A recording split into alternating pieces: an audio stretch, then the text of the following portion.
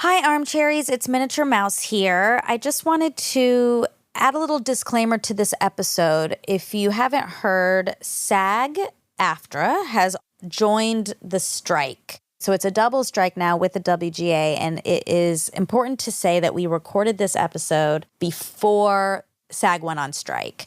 So when we're talking about projects and everything we talk about, please note that we have since striked and some things have changed, but I wanted to make that clear. Now let's on with the show. Welcome to Armchair Expert. I'm Dax Shepard. I'm joined by Monica Lily Padman. Good morning to you. We've got a repeat guest, but it's different. Because the only time we had this guest, it was at a live show. That's right. In Brooklyn, New York. With another person there. Vincent D'Onofrio. Correct. So we've not had one-on-one Ethan Hawke. Yeah. This was fun. It was really fun. I really, really liked it. I find him to be so authentically interesting. Yes. He's lived a lot of Hollywood life, too. Yeah. He's like a real artist. Yeah. He's so driven by art. Yeah. It's really admirable. And as you've heard me talk about on here a million times, The Last Movie Stars, which is the most incredible documentary about Paul Newman and Joanne Woodward that is streaming now on Max. I loved that. Ethan directed it. Yes. It's incredible. He was also in Training Day, Boyhood, the Before trilogy, Reality Bites, and Dead Poets Society when he was a little children. Oh. But before we go, I would love to put out the 4 prompts for September for Armchair Anonymous. We have 4 new categories of stories that you can submit to armchairexpertpod.com. Number 1, tell us about a crazy school dance experience. Number 2, tell us a crazy waxing story debacle. Number 3, and this is for our international listeners, tell us about your worst trip to the USA. Lastly, tell us about an embarrassing failed romantic pursuit. Please enjoy Mr. Ethan Hawke. He's an armchair expert. He's an armchair expert. He's an armchair expert. When was our live show? 2018. Wow, 5 years ago. It was that long ago? Bonkers. Terrifying thought. It feels like, 18 months ago. I know. Yes, exactly. This is what I hate about getting older. Like, it's just the time swirl. That was kind of a crazy day, too, because you and Vincent have known each other a long time, and I've known Vincent a long time. And Vincent's so intense and wild, and it was kind of a hard conversation to navigate. Yeah, a lot of bulls on stage. Smashing around the China shop. Yeah. Well, I want to publicly thank you for doing that because what a leap of faith for you. You've never heard the show. You don't know me. Come in front of a few thousand people and do this live. Yeah, it was intense, man. It was like being shot from a rocket. It was a pretty new show at the time, too. Yeah, but Vincent loves you, so I had complete faith. I have him to thank as well. But genuinely, thank you so much for that. That was an incredible, you bailed us out of so much stress by agreeing to do that. And Really? then you were so fucking good, too. Oh, good. I'm glad. That was a really fun night, ultimately. But I had the same anxiety because Vincent is, God, I heard you searching for an adjective. There isn't one for him, really. He's truly unique. He's so many things wrapped in one human being. I was with D'Onofrio once. We were on the set of Mag 7, which talk about a lot of bulls. Oh, my Yeah. God. Okay. Well, as soon as I heard he and Denzel would be in the same square mile, I was like, what's going to happen? What's going to happen? We were on this fake Hollywood main street of an old Western, right? And there was one room that had air conditioning. It was like 107. So we were all just crowded in there. And somebody said something honest, like, I'm really insecure when the cameras come on me. Somebody made fun of the guy, and Vincent made fun of the guy who made fun of him. And he started a conversation in which everyone in this room, we're talking a lot of testosterone, a lot of phoniness, a lot of bullshit, and everyone's Machismo. guard came down. Ooh. And we started having one of the most honest conversations about growing up, about how to be a father. Real stuff started coming out of people, like grown men, misty-eyed. And Vincent guided the whole thing. Yes. Now, that's Vincent. And then I've been... When he wasn't When feeling he so wasn't involved Buddha in emotion. D'Onofrio, because he was Buddha D'Onofrio that day, and then sometimes he's Italian Stallion D'Onofrio, sometimes he's Gangster prancing D'Onofrio. horse. Yeah. Somebody once tried to pick a fight with me. And Vincent just took the guy, you don't want to say that. And the guy said, I'll say whatever the hell I want. No, the problem is if you say that, then I'm going to beat you within an inch of your life. Then I'm going to be in a lawsuit and I'm going to have all this headache. And can you just save me the headache of having to kick your ass? Yes. Even said, if this whole thing is about whose dick is bigger, I'm going to drop trowel right now. You'll know mine's bigger. And we can move on. We can move on.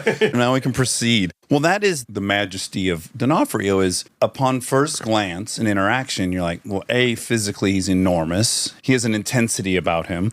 You've probably already heard a few stories about him from his earlier days. And then when you look closer and closer, you realize I'm identical to him. I'm so sensitive and insecure. And all of this is to protect me from that. And like once you spot that, there's a beauty to him. And if you come with that towards him, he will just open it all up. He'll match you. And if you come to him with a lot of bullshit, you're going to get it. Yeah. Yeah. Exactly. If you write a check your butt can't cash, he'll be cashing it for you. He'll cash it for you. Yeah. He is so fucking lovely. By the way, this is what'll be a big part of my inquiry on the last movie stars is there are still people that I'm flattered that they like me, and he's one of them. I just had a vivid memory of once talking out of turn about him, where I was telling somebody a story that I thought was funny that involved him. And I walked away from the conversation. I was really mad at myself because I knew he wouldn't have wanted me to tell that story. I hold him in such high regard that I was like, why wouldn't he want me to tell that? Because it's gossip.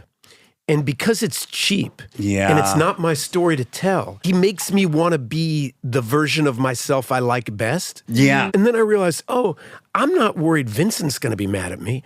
I'm mad at me. Right. I'm disappointed in so myself. I hold him in such high regard. You want to live up to the fact that he's trusted you. To the grown-up that he has asked me to be. He has so many incredible stories that it's very tempting to tell his stories because they're some of the best I've ever heard. I have a fantasy someday of being 73 I want to lock myself with old man D'Onofrio and a typewriter. And I want to write them all down. I want to do like a memoir of a character actor. This guy has stories that you cannot believe, except they're so bizarre that it has to be true. You wouldn't think to make that up. We were doing a play once together, and this became a running gag. We were doing a Brecht play, but there were 8 guys trapped in this tiny dressing room, smaller than this room. And Vincent would hold court, right, as everybody's getting ready. And you knew the story was good when Vincent said, hey, yo, close the door. By the way, that's the title of your book. Yeah, close the door. That's where I was going with this. Because that became the joke is when we would get there before he arrived, is I hope we get a close the door moment today. I wonder if we'll get another close the door. I hope it involves this starlet. Yeah, this A-list actor, heartthrob. Yeah. You feel very safe around him, which can be sort of ironic because he can also invite danger. It's funny, that you say that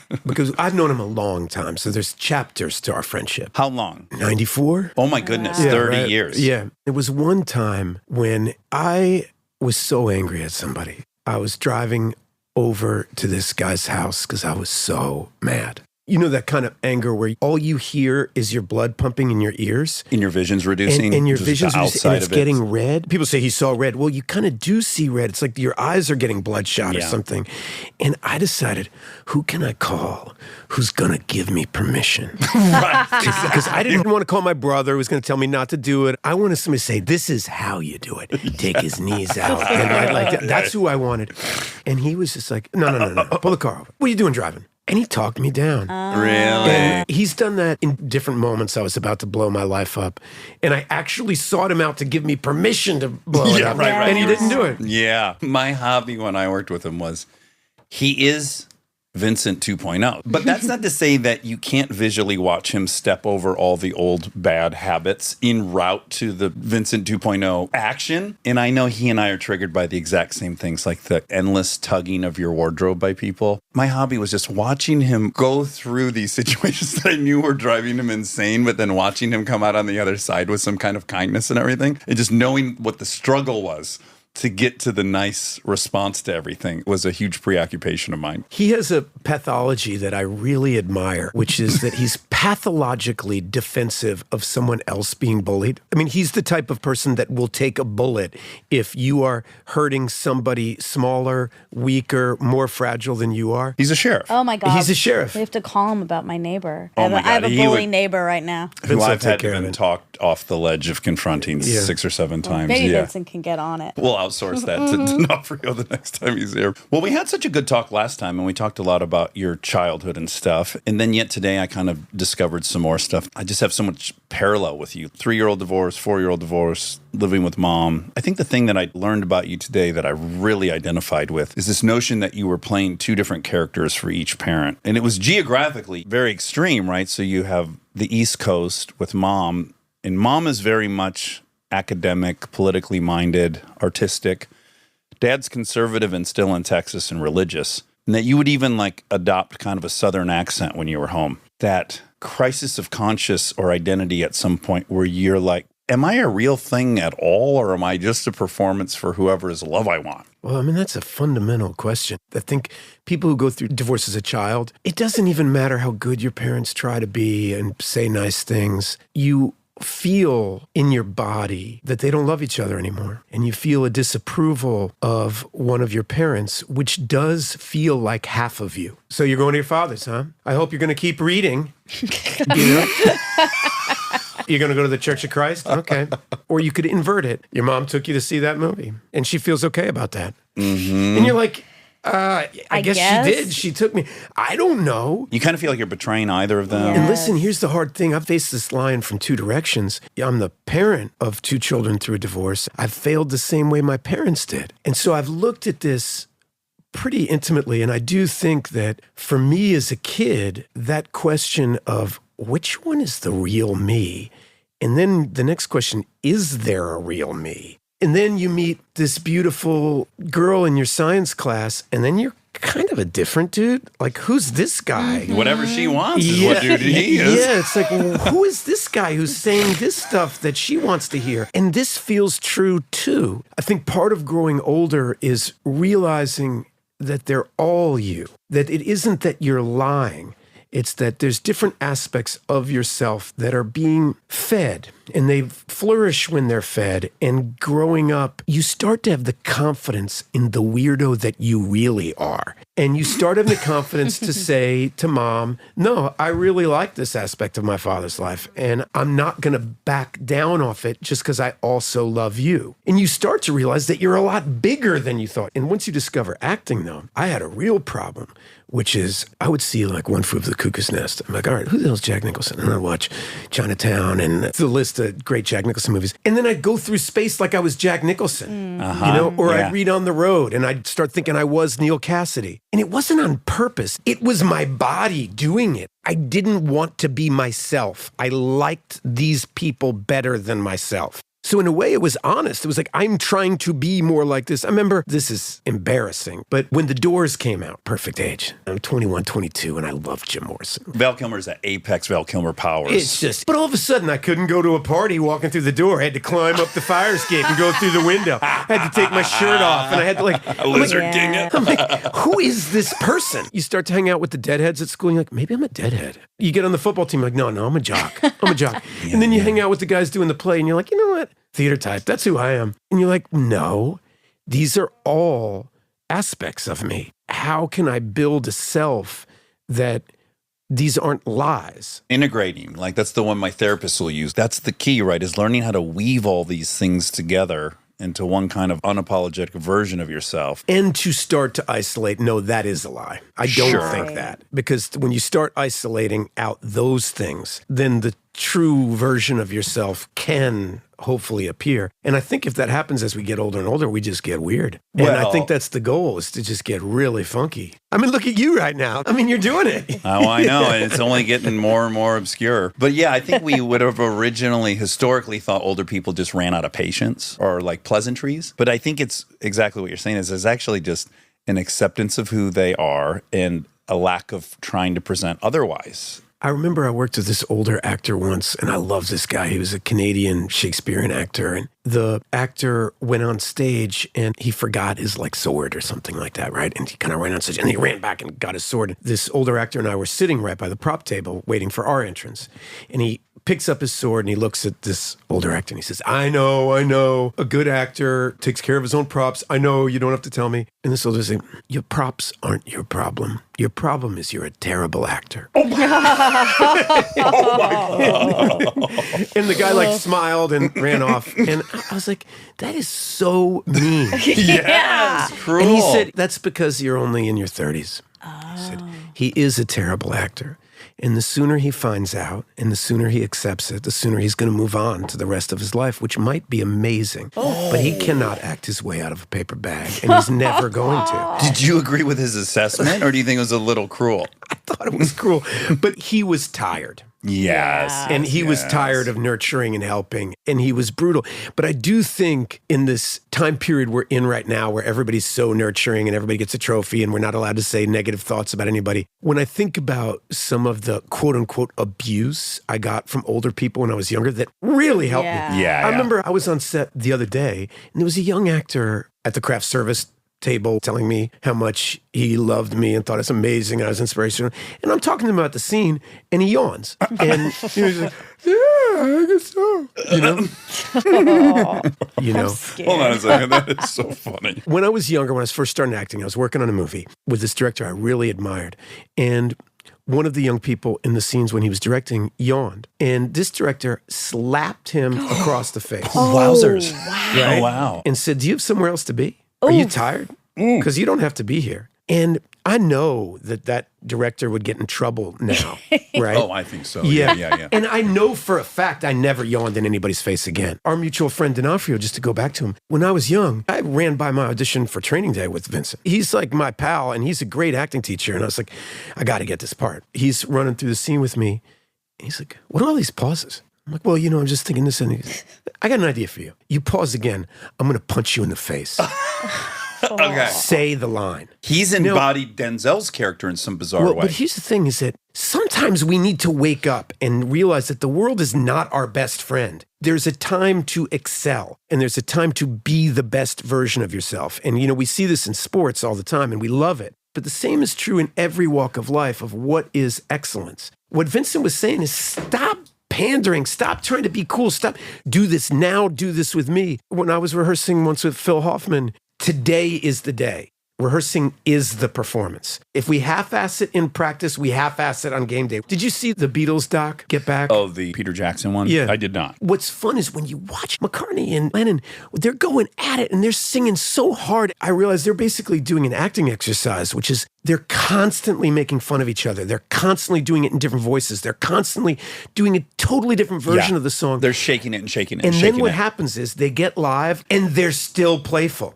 And that's what we respond to. They're always playful. They are cultivating spontaneity as a work ethos. That's a repetition exercise. Well, that's a great parallel for acting, in fact, because at least if you read the Gladwell book and you subscribe to the notion that they had gotten their 10,000 hours, the Beatles, while playing in those brothels and strip clubs. I do subscribe to that. Yeah, me too.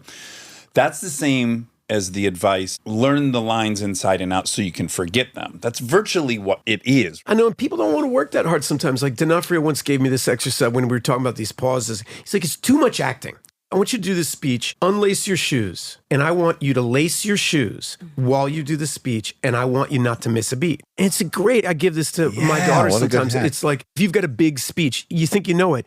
Yeah, you kind of know it. Do you know it well enough to like recite it while you play basketball and are passing the thing back and forth? Because if you are really talking, playing basketball does not stop your train of thought. At all, yeah. If you're trying to remember something, it's super confusing. Yes. Great. But you've got to get to the place to where you're not remembering it. It is thought. Yeah.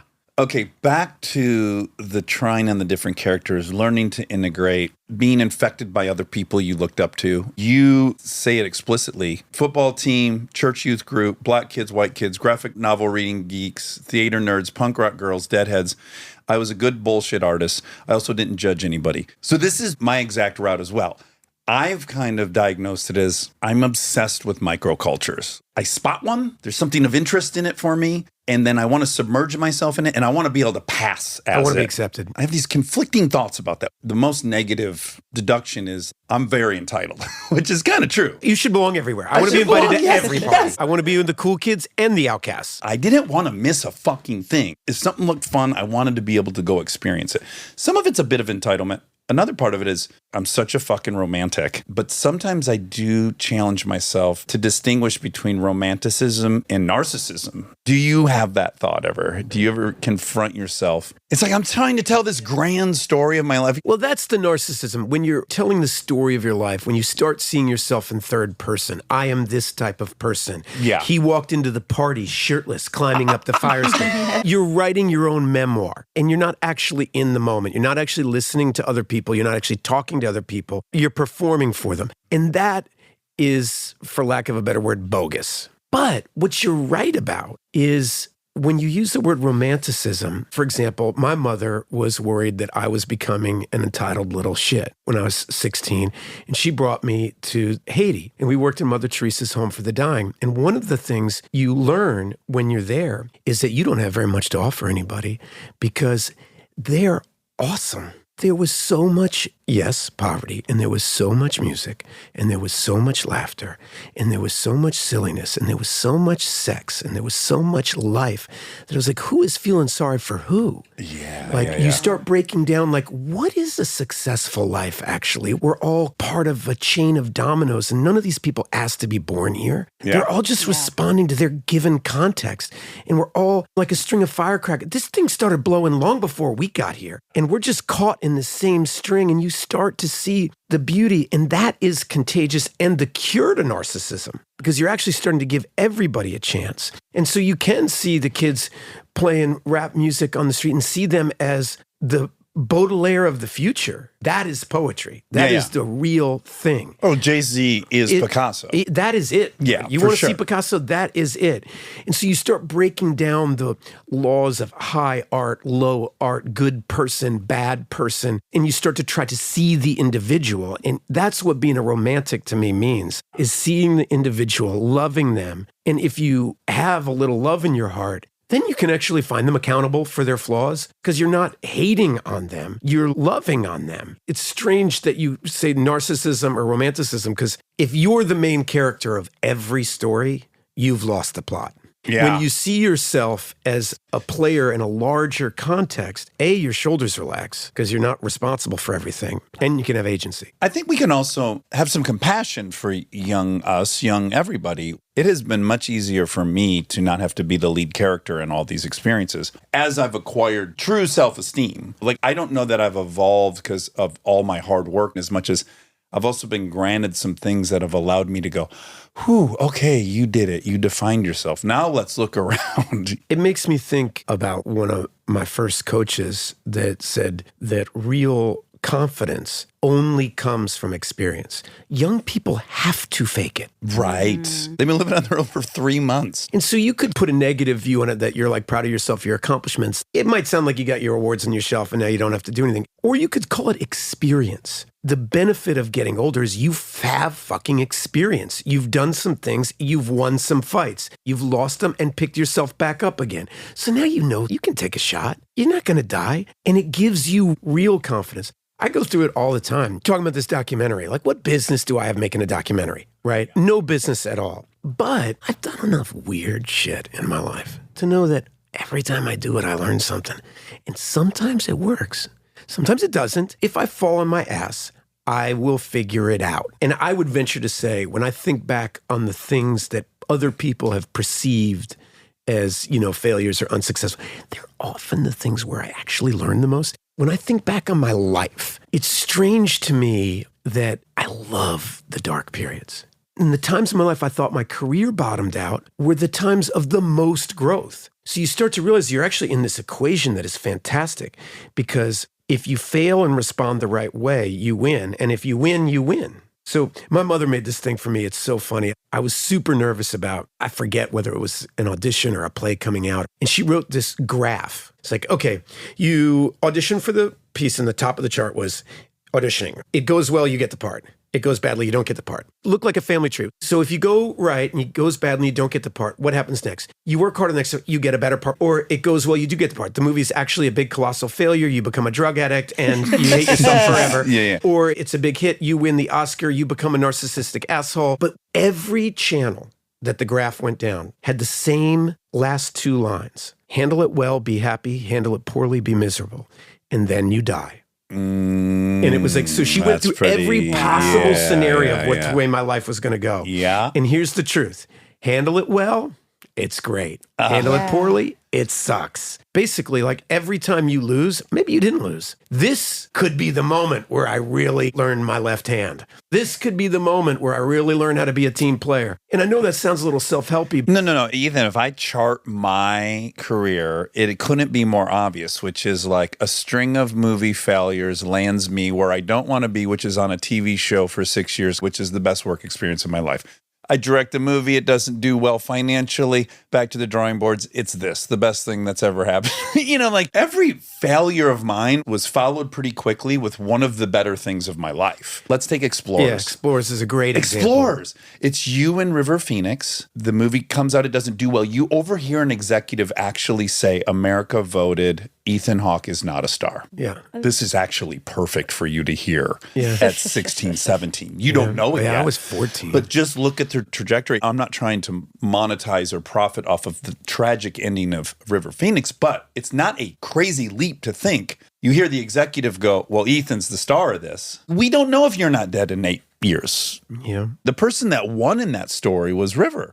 But life is long, and it's hard to know what the victory is. That feels scary. Well, what feels scary to me is giving perception of victory or defeat to any schmuck in a bathroom stall. River was the first. He burned really bright, really fast. Yeah. And it cost a lot, I gather. There's a line in the Bible, Lord, protect me from what I want. What we want is not often what is good for us. No.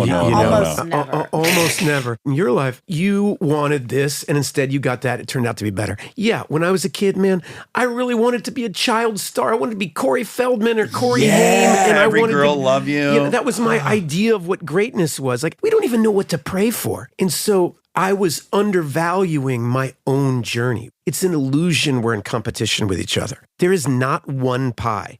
His success is not my failure. They have nothing to do with each other. Right. And it's so hard for young people to absorb. Right. At one time, you had the Rolling Stones, The Who, Led Zeppelin, and the Beatles all playing at the same time. Plenty of pie to go around.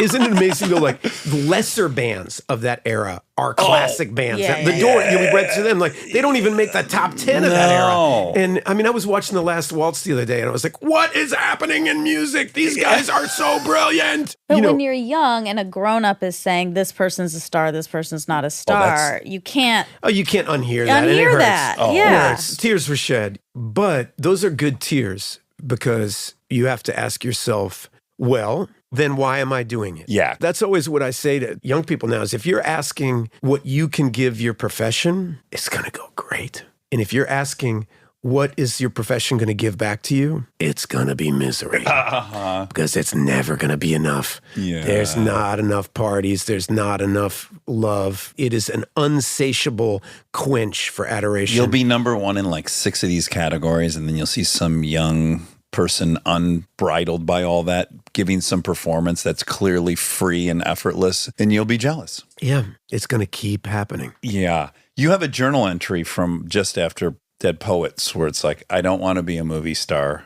I don't not want to be a movie star. It's like St. Augustine, right? Lord grant me chastity, but not yet. You were about to say something, Monica. Oh, I was going to say, could we unpack handle it well? Because that's kind of vague, right? Do we think that means have a positive attitude? What does it mean, handle it well? When the bad thing happens, let me say from an AA perspective, self-aggrandizement is on one side of a coin. Self-pity is on the other side of the coin. They're the same exact They're thing. the They're same self-indulgent, self-importance, narcissism. Same thing with arrogance and insecurity. They're the same thing. Yeah. So if something bad happens to you, I think the bad outcome is you take it personal. There's an agenda in the universe against you. You're a victim, as opposed to I keep moving, I keep working, I keep going. That's behind me. That's like how you handle things well. And I think when you spiral into a self-importance. Put simply, I think humility has self-respect attached to it. You are beautiful and unique and wonderful just like everyone else. And that doesn't mean you're not beautiful, Right. wonderful, and unique.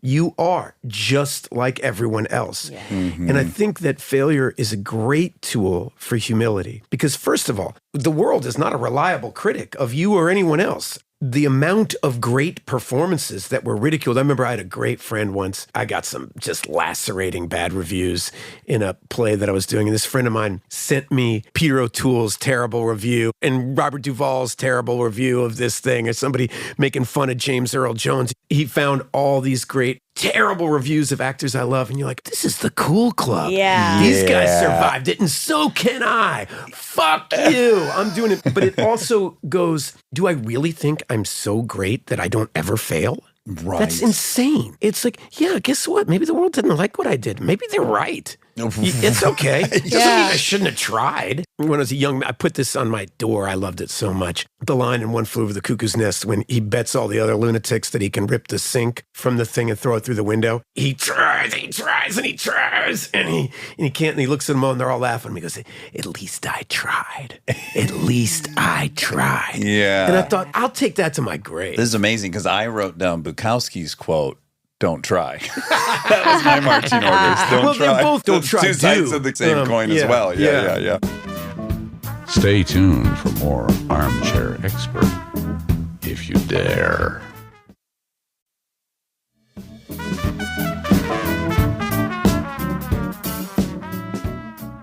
Okay, those are all really wonderful lines of thought in leading up to The Last Movie Stars, because the only actor I ever was obsessed with was I moved to LA. I didn't do theater in high school. I got into comedy, and I started thinking I should educate myself on movies a bit. There was Vidiot's, this great video store on the west side. They had a Paul Newman section, and I just decided I'm going to start at the beginning. I'm going to go through this whole thing. And I did. I watched every single Paul Newman movie. There's just so many reasons why he's worthy of your obsession. And then I come to meet a lot of the people that are also in my fantasy world. And then I slowly get disillusioned. There's no escaping it. And then I watch your movie and I find myself going, no, I still have it for them. That's still a thing. Even being on the other side of the curtain, I still can think of those two as beings that are not almost even human. Here's why I think that is true in their case. First of all, they were making movies and they were artists in a time period when you were young. And you were tapping into that young part of you that views what adulthood was like from a 14, 18, 22-year-old point of view. Second of all, they actually are special. I think it's what made the documentary possible. When I was really thinking about it, the kids came to me with this offer. I was just trying to figure out how to get out all Yeah, I heard this you tell work. the story on Colbert. It's really good. He's on the phone with the daughter, and she's pitching him this idea. She cold called him, and he's like, "I'm so flattered that you thought of me." He's clearly Their in daughter. Their daughter, Paul, yeah. Okay. Paul Okay. and Joanne's daughter, and he says, "Yes." Like, he's paving the way to no. Yeah, I'm trying desperately to say no. God. You know, well, I kept saying, well, maybe this person would be great. She's like, well, I kind of think you'd be great. I'm like, well, that's really nice, but maybe this person could do a good job. Well, what about you? I was like, let me think about it. And I thought about it, and I started realizing that part of why they have that mystique for you and for me is they kept growing. And I think we as people going through our life, we need some role models of like, can it be done? Can I have a good life? Can I have fun? Can I be an ethical citizen? Can I be a decent damn husband? Can I be a decent husband and still a cool guy? I feel like we're in the thought police of like, what's a good person? And they somehow managed. They were badasses in their 20s, cool in their 30s, hip and interesting in their 40s. Then they evolved into Renegades. giants. I thought, wow, wouldn't it be fun to do a portrait of an artist where they don't OD? You know, if you're doing Marlon Brando, it's going to end up so sad. You Yeah. do Monty Clift, it's so sad. James Dean is so sad. All this talent, but what's it for? What's it in service of? With Paul and Joanne, you give two people in their 70s. At the end of his life, he's doing, at worst, peak performances with anything he's done in his life. Color and Money, Verdict, Nobody's Fool, vintage Paul Newman. And then you've got her, who's now running her own theater company, developing her own TV shows, doing all this phenomenal work. and they're still together in love and redoing their vows, and they're giving away hundreds of millions of dollars to help other people, and they're on the right side of history as part of civil rights. Well, they maintained their passion and hunger. What you're seeing is, oh, somebody did it. Yeah. They didn't let the deconstruction, like, yeah, I got it too, man. I came here, I was full of like, oh, I want to be a movie actor. And you meet all these chumps and you realize everybody's self-centered, everybody's a creep. They tell half-truths. You get really disillusioned. And it's nice to have something to look at where you're like, not everybody falls. And what I liked about making the doc is it's not like they didn't get hit from the left and hit from the right and hit with an uppercut. It was work to keep growing up. It's a daily thing living your life. When I was first making it, one of the notes I got from somebody was like, why are you spending 15 minutes on WUSA and Buffalo Bill? America rejected those movies the first time around. Why would they want to see? I'm like, because they're artists and failure is a part of our lives. And if you don't tell that story, you don't understand why Color of Money and The Verdict are important. It's important in context, and it feels good to see Paul Newman have a meaningful, work hard in something he really believes in and fail. Yes. I need to see that, because then when I fail, I can pick my ass back up again. No, it's inspiring. I remember reading this Hatchet piece on Aaron Sorkin that he's a terrible writer. And I thought, well, thank God. If someone calls me a terrible writer, they're calling Aaron Sorkin a terrible writer. It's so helpful. It feels really, really good. Yeah. And you start to realize, that's our job. Take the heat, baby. The fuck you isn't to say fuck you to them. It's to keep It's moving. to keep going. The game I play with myself when someone says something nasty is to not deny it. Basically to say, that's partly true. And then when somebody says, oh, you're brilliant, you can go, that's partly true. Sure, there's a monicum there. Well, that's an interesting take on if you're going to believe the good ones, you got to believe the bad ones. It's a version of it, which is that I can half believe them all. Right. Yeah. That's probably the healthiest approach. Yeah. My approach has been like, I'm going to reject the good ones so that I can also reject the bad ones. No, I don't subscribe to that. I have this theory that confidence is really fragile. Sports are a great teacher. You watch these guys or women at a very high level when they're playing, like we got the Women's World Cup this year. All these women are awesome at soccer. What's the difference between a great game and an okay game? Confidence. What is confidence? It's experience. First of all, it's like having been there before really helps, learning things, and it's believing in yourself. So I think sometimes when somebody says, Dax, you're awesome, you should hear it. And when somebody says you suck, you should hear it. That's interesting. You don't got to give it too much weight. I don't need to be told to hear negative voices because I hear them so loud. If I'm showing a preview of a movie I'm working on, say with the last movie stars or something, and I screen 2 episodes for a group of people and talk about them. 8 people can go, oh my God, I loved it so much. And I think, idiot, idiot, idiot, idiot.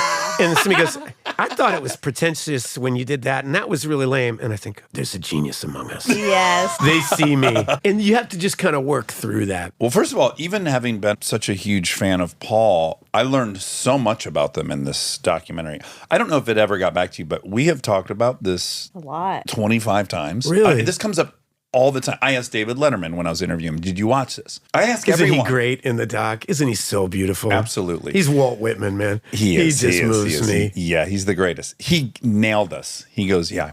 Now that Paul's gone, I can say that Paul was one of my best friends of my life. We're like so touched. I'm like, oh my God, I didn't. And he goes, I'm just fucking with you. I barely knew him. But he had us, right? He had us so bad. I was like, this is great. I got emotional that he finally is admitting that they were so close. But at any rate, everything about it I fucking love. And I learned so much. And one of the things I think is part of the recipe you're hinting at, the failure, the moving forward, why they are a model. And I think part of the reason it didn't crumble around them is they were never hiding. The most shocking part of the doc to me is how insanely candid they were throughout the whole ride. In a way you do not hear people be candid these days. She's on talk shows saying, I shouldn't have chosen being a mother over my career. It was hard for me. I don't know if I would have done it again. I love them.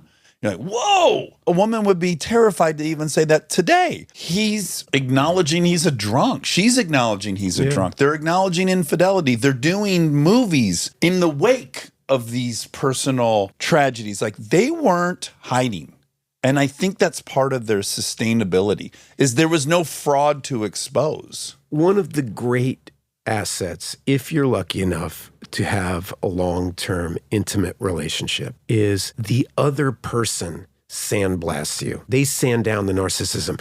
If you're constantly dating somebody new, you kind of make yourself up new each time. Greatest hits for 6 months. Yeah, these are my stories. And then if you can work through that. You know I fought a tiger, right? I told you that story. Their love of each other polished each other. They couldn't lie because the other one was right there. He didn't think he was the best actor in his own house. So why, when he would be told he's the best actor in the world, would he believe it? And that allowed him to see the other actors who would come on set, who were friends of Joanne or in Joanne's class. Back to the word humility. It created a natural, authentic humility because he was in love with Joanne Woodward, and the world didn't give her accolades every time she woke up in the morning. And he knew she knew more about acting than he did. Yeah. And he was always aspiring for her approval. And I think that's what really helped And you them. want to urge people to date equals, or maybe even try to be with someone that's stronger and bigger and more powerful than you, because there's a neutralizing force. I experience it. Anytime I can whip myself up into I'm so special and I have all these demands on me, or I got to go shoot this thing. My wife's like, yeah, no shit, I just did one yesterday. Like, big fucking deal. Get over it. There's like a neutralizing That helps, force. but I would venture to say that everyone is your equal, and that what really helps a relationship. No, hold on. Yeah. No. Yeah. There are rich dudes who have leverage, who want a trophy Yes. wife. They're not going to challenge them on anything. I see a lot of that. People that are convenient for But their people lifestyle. who are like that treat everyone around them like they're not an equal. The guy who wants a trophy wife treats his assistant like shit too, and treats the guy who works for him like shit too. Yeah. It's a personality type where they don't see anyone as an equal. I know exactly what you're saying. When you challenge yourself to have a formidable person in your life, and if you look down on your brother or sister, or even worse, your lover, you just handicapped yourself. And when you create situations and other people who make that easy for you to do that because they want to be near, we see it all the time, kind of these satellite people around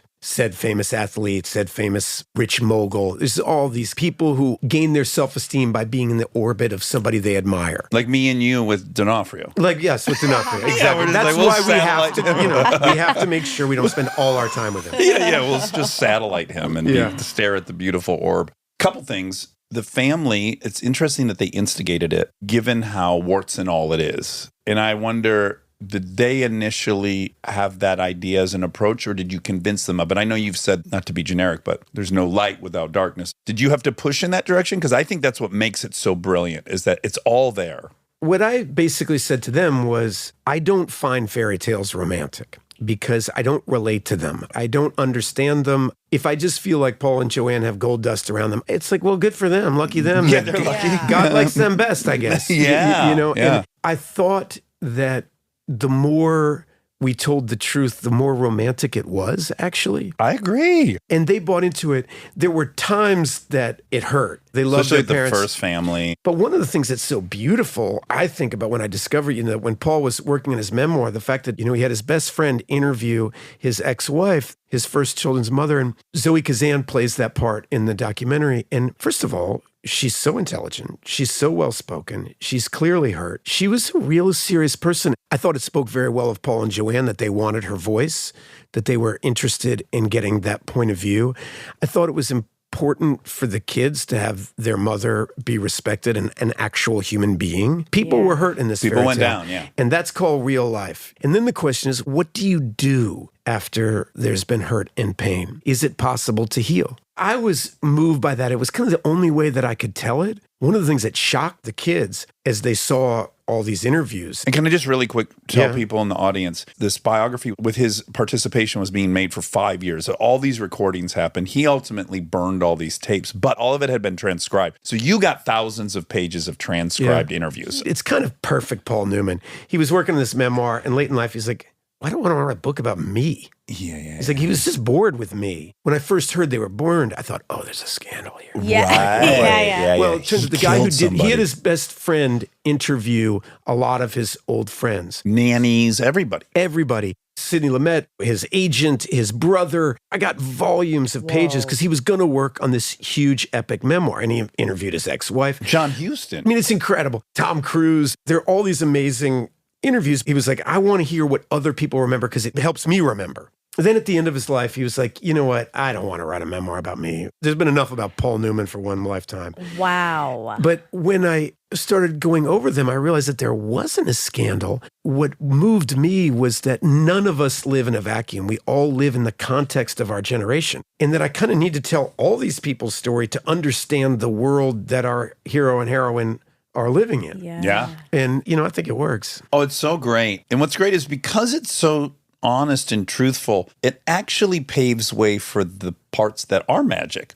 So just first and foremost, I'm watching it and I go, all right, I don't believe in fairy tales. I've been disillusioned. But somehow this guy's drinking a case of beer every day and he has a six-pack and he looks beautiful. I know that to be not possible. I got right back in because I'm like, look how this guy's living, but look at him. That's not possible. I know. You look around you at everyone you know. It's so frustrating. He should have been at the gym every day to look like that, to have that physique. His diet had to be perfect. There's a story that didn't make the doc, which is that when he did the racing movie, the film's called Winning, Joanne's in it. Anyway, it's a movie where he plays an auto racer. He loved driving fast anyway, but then he got to actually race with real racers. And he calls the director up and says, hey, before you finish the movie, I want to see the long cut of the movie with all the stuff of me driving. Yeah, of course. Yeah. And he's like, I want to see the 4-hour assembly. So he comes to the screening room. They project the thing. It's 4 hours long. He brings with him a case of beer. He sits a case of Coors down and he's drinking and he's laughing and he's throwing cans at the screens and cut that shit, get him out of here. And he's laughing. He's my God. The movie finishes and there is a case of empty beer cans. And the director comes down, well, what do you think? And Paul just looks at him and goes, think we should go have a drink.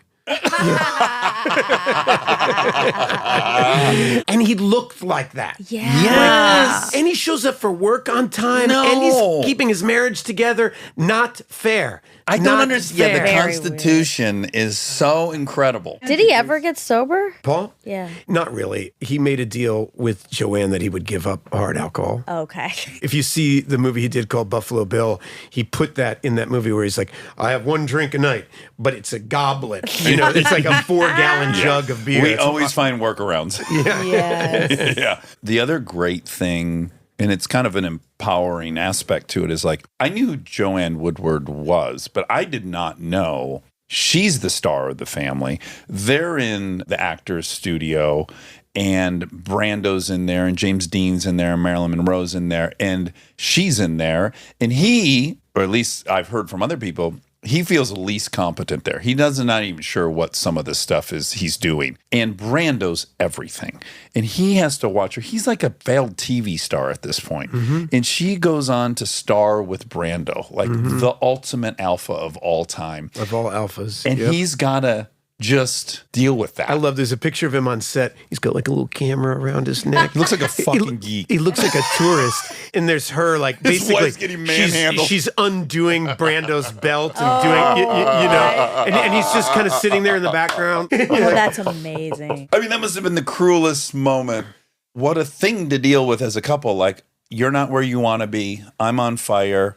I've been offered this thing with the most threatening human being in the world, and I'm going to go away and do that. And you're going to be supportive, and we're going to get through it. That is a challenge people don't have in their normal relationships. They don't have that every day. I'll be making out and undressing Brando for the next 4 months, and you're just going to have to deal with that. And you're just going to have to deal with that. And we're going to go to the Cannes Film Festival together, and you you're can going to bring have your fun. camera. You can bring your and you're going to camera. take photos. Yes, and you can But it brings up a really interesting point about humility again, which is that I find myself thinking about so why were the Beatles so great? And this relates to Paul and Joanne. It's that John Lennon, genius that he was, sang backup on Hey Jude. A lot of our major stars don't sing backup for anybody.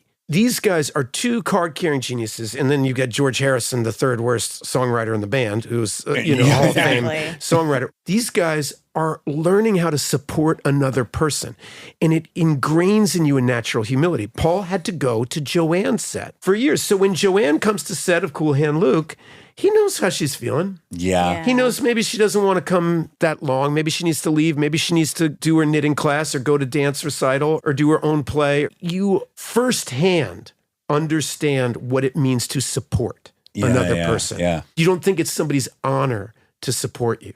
Yeah. Right. Exactly. It's a beatdown. It's hard. Oh, man. And they were seemingly so ahead of their time, especially in kind of gender roles. She was so confident. She was more confident than him. Definitely. He regularly credits her for giving him his sexuality. Isn't it which is amazing? He says, Paul Newman, the sex symbol, that's not me, that's Joanne. One of the things that hurt me the most is at the end of his life, he's in his late 70s on the Larry King show, and Larry King says to him, so the sex life can really stay up into old age? And Paul goes, let's hope.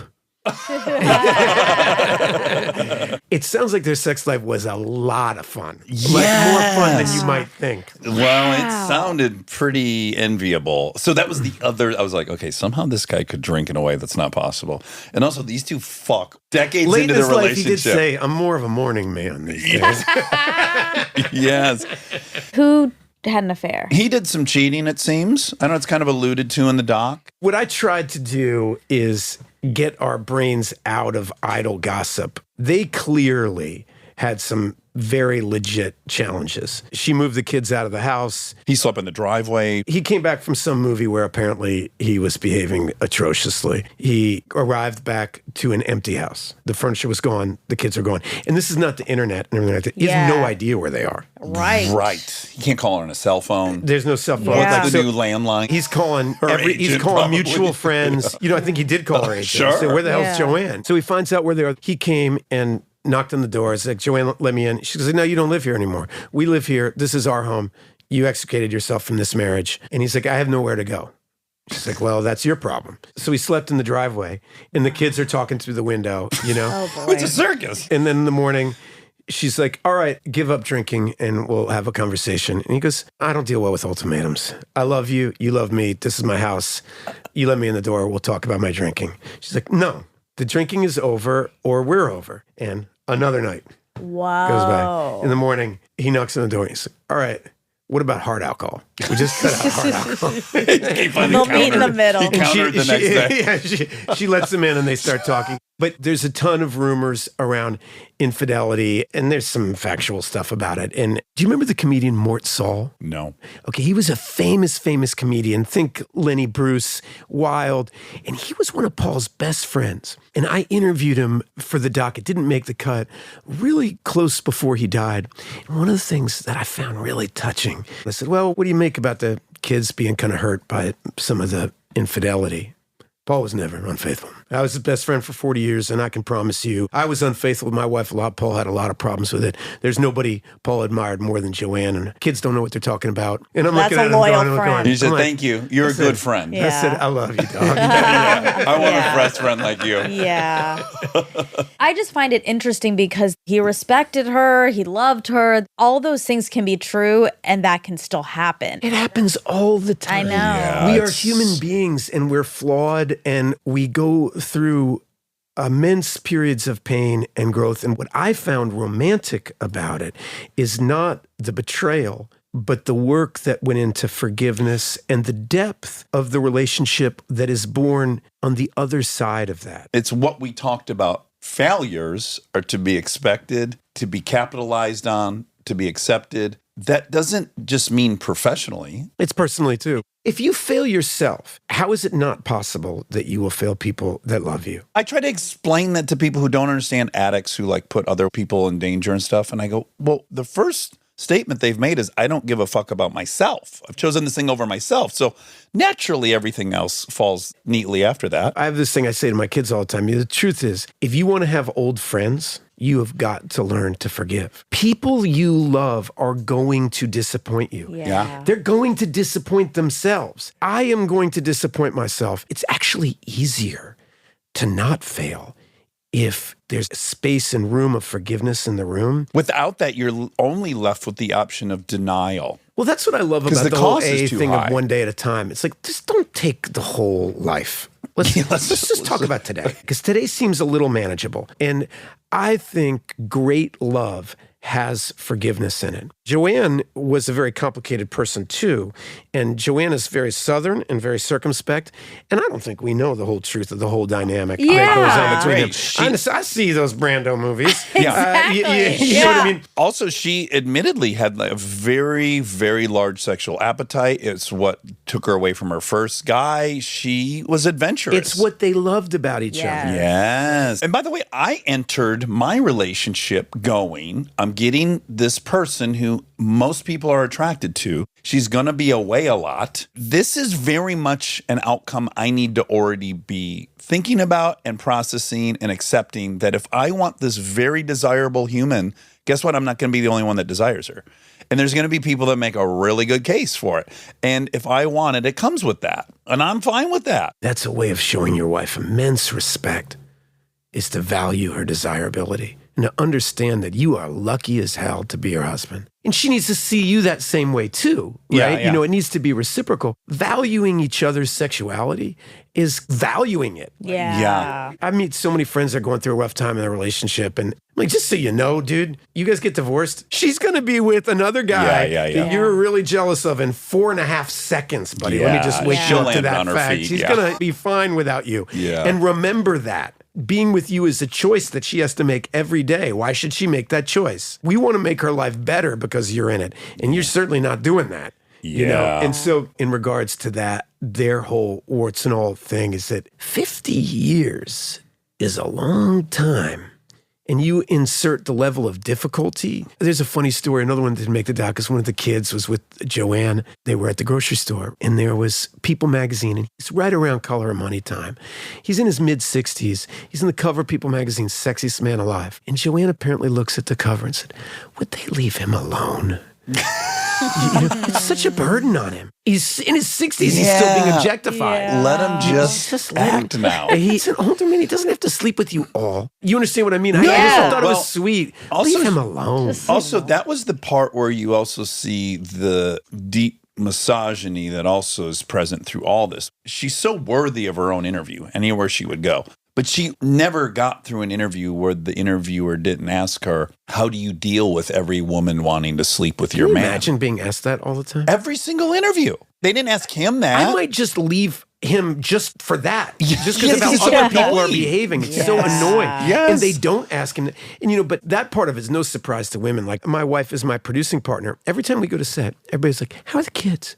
Where are the kids? I got 4 kids. Nobody ever asked me where they are, Couldn't what agree they're more. doing. Red carpet. My wife and I will be walking down the same red carpet doing the same interviews one after another. And I can hear out of the corner of my ear, all they're asking her about is like, where our kids are. I know. And there is this implicit, shouldn't you be with Yeah, them? exactly. Yes, always 24/7. Even if they don't mean it, my wife hears it. Like, hey, I have a babysitter. Shoot me. Yeah. You know, I'm Yes. trying to I'm have a at career work. also. Ask him who's babysitting. He probably doesn't even know. I probably don't. It's pathetic. She was just such a rock star, dude. The fact that she would go on these talk shows and fucking knit the whole time she was out there. She's talking about nuclear disarmament, knitting, you know? This is me. I knit. I talk about these political issues you don't want to hear about. And then I make some pretty good jokes. And then I'm out. I'm going to run my dance class. I'm going to be artistic director of my theater company and produce some movies.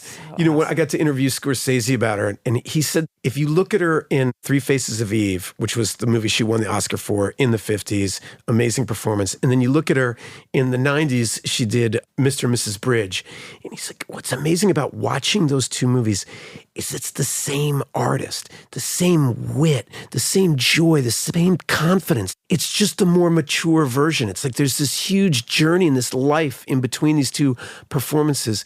But the flame that is Joanne Woodward is the same flame. And you like even spotted a little like joke that she made about an icebox in one movie and a joke that she made about spilling a beer. And she's like, you see that? That's the same sense of humor. It's her the- signature zhuzh. Yeah. You had a kind of a profound personal moment like that where you were doing a play. No, it was Linklater. It wasn't a play. It was a movie. It was the first Sliding Doors or Before Sunrise? Before Sunrise. Thank you for helping me. Sliding Doors. So sorry. He said, what's going on in this take? You said, well, I've got this secret I'm playing with from some kind of well-known acting technique. And he's like, this movie doesn't have a plot. And if you are acting, it's going to expose that this should have a plot. So I'm going to need you To to stop tell acting. me your Ethan's secret. That's what you have to play. Fuck Yeah. this fake secret. And you, luckily, and I'm not surprised the way you take criticism, you use that. And it was a bit of a breakthrough. And you're like, oh my Definitely. God. I interpreted the Linklater thing as letting yourself into these things. That you, Ethan, you have enough to share that Yeah. will be interesting and I'll want to follow it and I'll be And that empathetic. is what Rick meant. I remember Julie said a different version of that. She said, we've got to tell more jokes. She's like, I think we need to hire a joke writer. And Rick was like, why? She said, well, it's got to be funny. He's like, I've been rehearsing with you for a month. We've been sitting in this room for a month talking. I have never been bored. And I'm going to edit together the best hour and a half of our month together.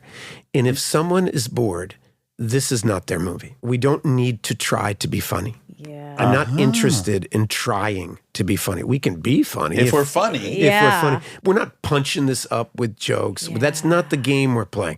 We're not sexing it up with deep thoughts and meaningful movement. No, real life is enough. And I think that's Linkletter's unique genius, is just that regular life is magic enough. Yeah, did you ever read Raymond Carver? Some of these short story writers that were just geniuses at displaying the complexity. Of real life. The You don't- vacuum you don't salesman need to coming be into a- your home is like the biggest event of your life. Exactly. You don't need to be an FBI. You don't need to be involved in espionage or Yeah. a helicopter crash for your Ticking life to have clock. drama.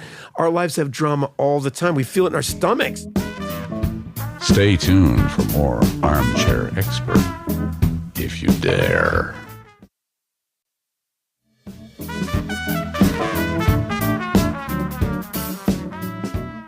In the Linklater, since we're on that topic, is there a world in which there would be another installment of Boyhood? The geometry or architecture, as you will, of that movie works because it's 12 years, but it's the same 12 years that if you're an American, your life works in that exact same cycle. You go to first grade, second grade, 12th grade, you graduate. What Rick kind of figured out is that's actually usually around the time our memory starts too. 5 or 6, like we start remembering things. So while that movie doesn't have a plot, it does have narrative architecture, which is you feel we're Coming of working age. our way to graduating. There is a ticking clock, so to speak. And so you can't just kind of randomly keep going. It would need a different kind of architecture. It would be the next 12 years. I would make a case that we already made the sequel to Boyhood, and it's called the Before Trilogy, because in a way I play Eller Coltrane. If you watch Boyhood and then you watch Before Sunrise, it's kind of like that same character is now 25. And then Before Sunset, he's now like 33. And maybe the And- character's always Linklater. Exactly. Yeah, yeah. Because I'm, you know, I mean, that's, you got. they're You're his- always kind of playing your director, aren't you? Yeah, definitely. Yeah. Especially when you're in something that is as personal as those movies are to him. Boyhood is his exploration of family and childhood, and the Before Trilogy is his exploration of romantic love. He could do another exploration of maturity, grace, wisdom, old age, I don't know, and maybe a different actor will play his surrogate, or maybe it'll be me. I think it'll be you. I think it'll be me. You also both have these crazy parallels. Same single parents. Texas. We made Boyhood in the 12 years we also made Before Sunset and Before Midnight in that same chunk of time. So Rick and I were working so hard together over that decade. Yeah. Is that the most, I mean, not to have to rank things, but is that the most special professional relationship of your life? Oh, yeah. I have a lot of friends that have impacted me creatively. But you guys have like a De Niro Soulmate. Scorsese. We've made like 9 movies together. It's the thing you dream of as an actor is to meet a filmmaker whose taste is like simpatico with yours. I'd kill to have a director call me every 6 years and go, we're back. This is the thing we're It's doing. kind of like playing lead guitar for a really great singer-songwriter where I know exactly what he's trying to do. I am of service in that band. Not every band am I in service. That band, he calls me up and says, I want to do a thing about childhood. We can talk about that. Well, you know what's funny is you've kind of reverse engineered. You have gotten yourself the experience otherwise you wouldn't have had, which is if you've ever done a network television show for a big stretch, it gets more and more effortless. You're it. Well, that's the 10,000 hours thing, too. You know, D'Onofrio said the same thing about that cop show he was on. It can become so easy. And that's the way when Jordan's draining, remember you'd say the basketball hoop sometimes started to look like a hula hoop? Yeah. It was like kind of hard to miss. Yes, Seemed yes, kind of yes. obvious. Oh, well, I'm super into Formula One, right? And there is a driver, this is Max Verstappen. And there are all these moments just from the season where he's driving. He is leading the race. He's driving to the limit of this impossible thing. And over the radio, he goes, hey, is Ferrari on a 2-stop? And they go, excuse me? I heard the impact guns in the background. It sounded like it was 2 garages over, and that's Ferrari. Are they going in for a 2-stop on the tire change? He's doing all this, which you and I couldn't possibly do if we dedicated And he's our whole life thinking to- about other things. His mind is in the garage and in Ferrari's strategy, and he's picking up things. He's watching fucking things on the big jumbotrons as he's on the track. He's watching other passes. To think that he could do that in his subconscious and his autopilot drive that car like that lets you know, yes, it becomes like that, where he can just exist driving that car that way. And he's actually free to think about anything he wants. I love that. It's incredible. I've seen great actors on stage. I watched Kevin Kline play Falstaff. Like, these are huge texts, rhyming couplets. I mean, the play was 4 hours and 15 minutes. And he has huge speech after huge speech. No, thank you. And not only is he doing it, he's making people laugh till their pants are wet over words they don't understand. Right. You know, I mean, Yes. that's how funny this guy is. And a cell phone one night went off. It was really funny. I was dead on stage, right? And it's the thing that Shakespeare does to torture actors is you're in armor. You have to do a giant fight sequence, and you have to lie down dead for 15 minutes and not be seen breathing. Oh, my God. It's a torture, because the armor goes up and down. Oh, right. So you have Makes to, like, noises. just sit there and kind of go. You're like Shallow breathing. And so I'm trying to do this shallow breathing because I'm supposed to be dead. And Kevin Kline has this huge speech like over my dead body. And he's doing it and he's getting all his laughs. And then somebody's cell phone rings. And he goes, "Is that the chimes at midnight that I hear?" The audience goes, and he launches into an improv. Oh my God. Iambic pentameter, rhyming couplet. Fuck He's making this shit up. And all of a sudden my armor starts going, I can't control it. I'm dead guffawing. And I'm like, how is he holding all this in his brain, swinging his sword around, doing his armor, and basically improv rhyming couplets? Well, do what Jay-Z does. Yeah, that's what he's doing. He's freestyling right there. Yeah. But in Old English. Yeah. No, it's impossible. It was fun to watch decades of Newman's work, Joanne's work too, obviously, but because I was a kid and loved Paul's movies so much, his movies. But we're boys, dude. And We're gonna, but come also on. the history of movies is not kind. You know, like Joanne did a lot of movies that because they're female driven, because of misogyny, because of They won't the get greenlit. They won't get seen. and they weren't preserved well, and they weren't hit movies And marketed. and marketed. And Paul, one of the things that he excelled at was team building. It's very obvious whether you look at Newman's Own, whether you look at his racing team, whether you look at his acting career. He understood people and what a good team is and how to build a team that works. I was fascinated. I talked to one of his stage managers. He was obsessed with what the runtime of the play was every night. Like if it was too fast, no. That's why we're losing. And if it's too long, no. It's got to be 2 hours and 11 minutes. He liked it at 30 seconds. Like he was obsessed wow. about Yeah. what the runtime of it was, the specifics of the way that his brain worked. You can watch the evolution of his. It gets so easy by the time he's doing even the verdict. Yeah, verdict is he's like doing nothing. He's asleep, and yet it's And amazing. it's hypnotizing. And then when it's time to strike, he strikes To let it hard rip. and fast. He knows when you don't have to play. It's like sometimes you watch Messi playing soccer and you're like, I guess he gave up. He's just walking back and you're like, oh no, he's like playing He's walking possum. down and fucking them all. And then all of a sudden he turns on the heat and he scored 2 goals and you thought, wait, I thought he was injured. Yeah, he's like what? rope-a-doping. No, he's playing chess and they're all playing checkers. Yeah. Oh, it's so fun to watch excellence, which is why this doc is so fantastic. I'm so glad you came in to talk about it because I'm telling you, it's come up so much. It made me buy back into this whole thing. And You I gotta actually believe in the dream. Yes, I enjoyed You gotta believe it. it's possible to be a hero. I was like, oh, that's right. There's that magic that drove me and was such a fuel source and made me passionate. And I'm going to allow myself. Life you is know? more fun when you have those people. Especially if they're legit. And that's why it was important to show. I didn't want to make them seem awesome and then have it come out later. You know, he didn't talk about that. Right. So no, we're going to talk about it all, and they're still badass. Yes. Yeah, yes. don't worry about it. And you got help from some incredible people. You I have sure did. such a fun list of people. Billy Crudup, Steve Zahn. I'm so obsessed with. Never met him, but so obsessed with him. He's one of my oldest friends. Is you know? he? Oh, he's a genius. Him and Out of Sight. Oh, Oh, yeah. my God. That was the first time the country saw him be brilliant.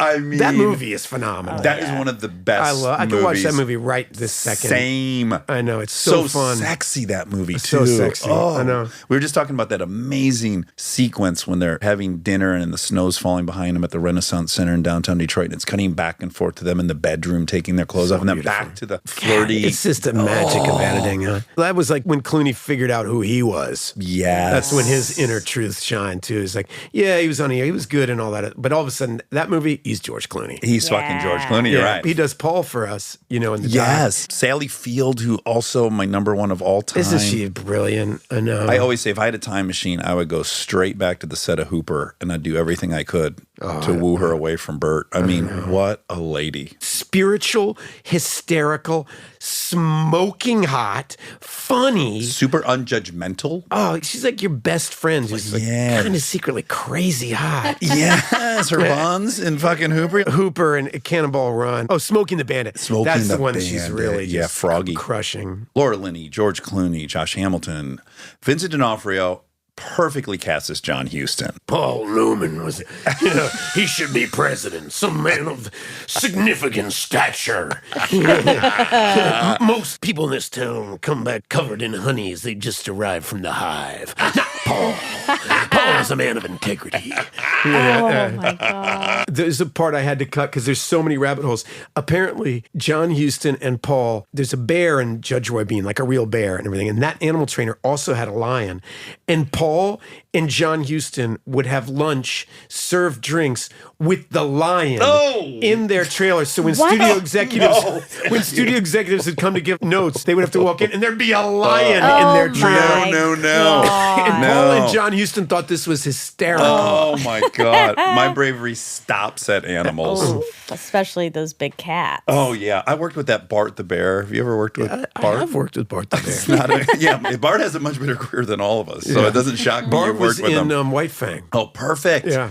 So, I'm working with Bart the Bear. Maybe you had the experience. You meet Doug, this very special trainer of Bart the Bear, and you're being explained, like, okay, so here's the thing. Don't look Bart in the eyes. Try not to be afraid around Bart because it makes Bart nervous. And then see this little cable here that's 3 inches off the ground? That's electrified. He knows not to go over that cable. And so you'll be standing here, and then there'll be the cable. Be Bart the Bear. You start going like, so let me get this straight. Bart the Bear's going to respect this 3-inch fucking electrical cable that he can step over. Yeah. That's what's between us. And then my very first scene with him is he's behind me. These two guys in front of me know he's behind me. They start telling me, turn around, turn around, turn around. I turn around. First scene with Bart the Bear. Look him dead in the eyes. Don't do it. Scream as loud as you can and run away. And don't worry, that fucking electrical line He is won't right. chase you. Yeah. And I'm like, I hope you weren't menstruating because apparently that was the other thing they Exactly. warned you about. Can I tell you my Bart the Bear Yes, story? please. Because this is a highlight of my life. I'm in Alaska. Bart's supposed to be chasing me. Right? Oh, boy. And they're like, okay, here's what we're going to do. The camera's going to be on the back of this pickup truck and we're going to drive and you're going to run like right behind the camera and you're going to look at us and we'll see Bart running behind you. And I'm like, why is Bart not going to catch me? Exactly. Like 38 miles an Here's the hour. thing, he's not going to catch you. What we're doing is we're hanging half a deer above my head. Okay.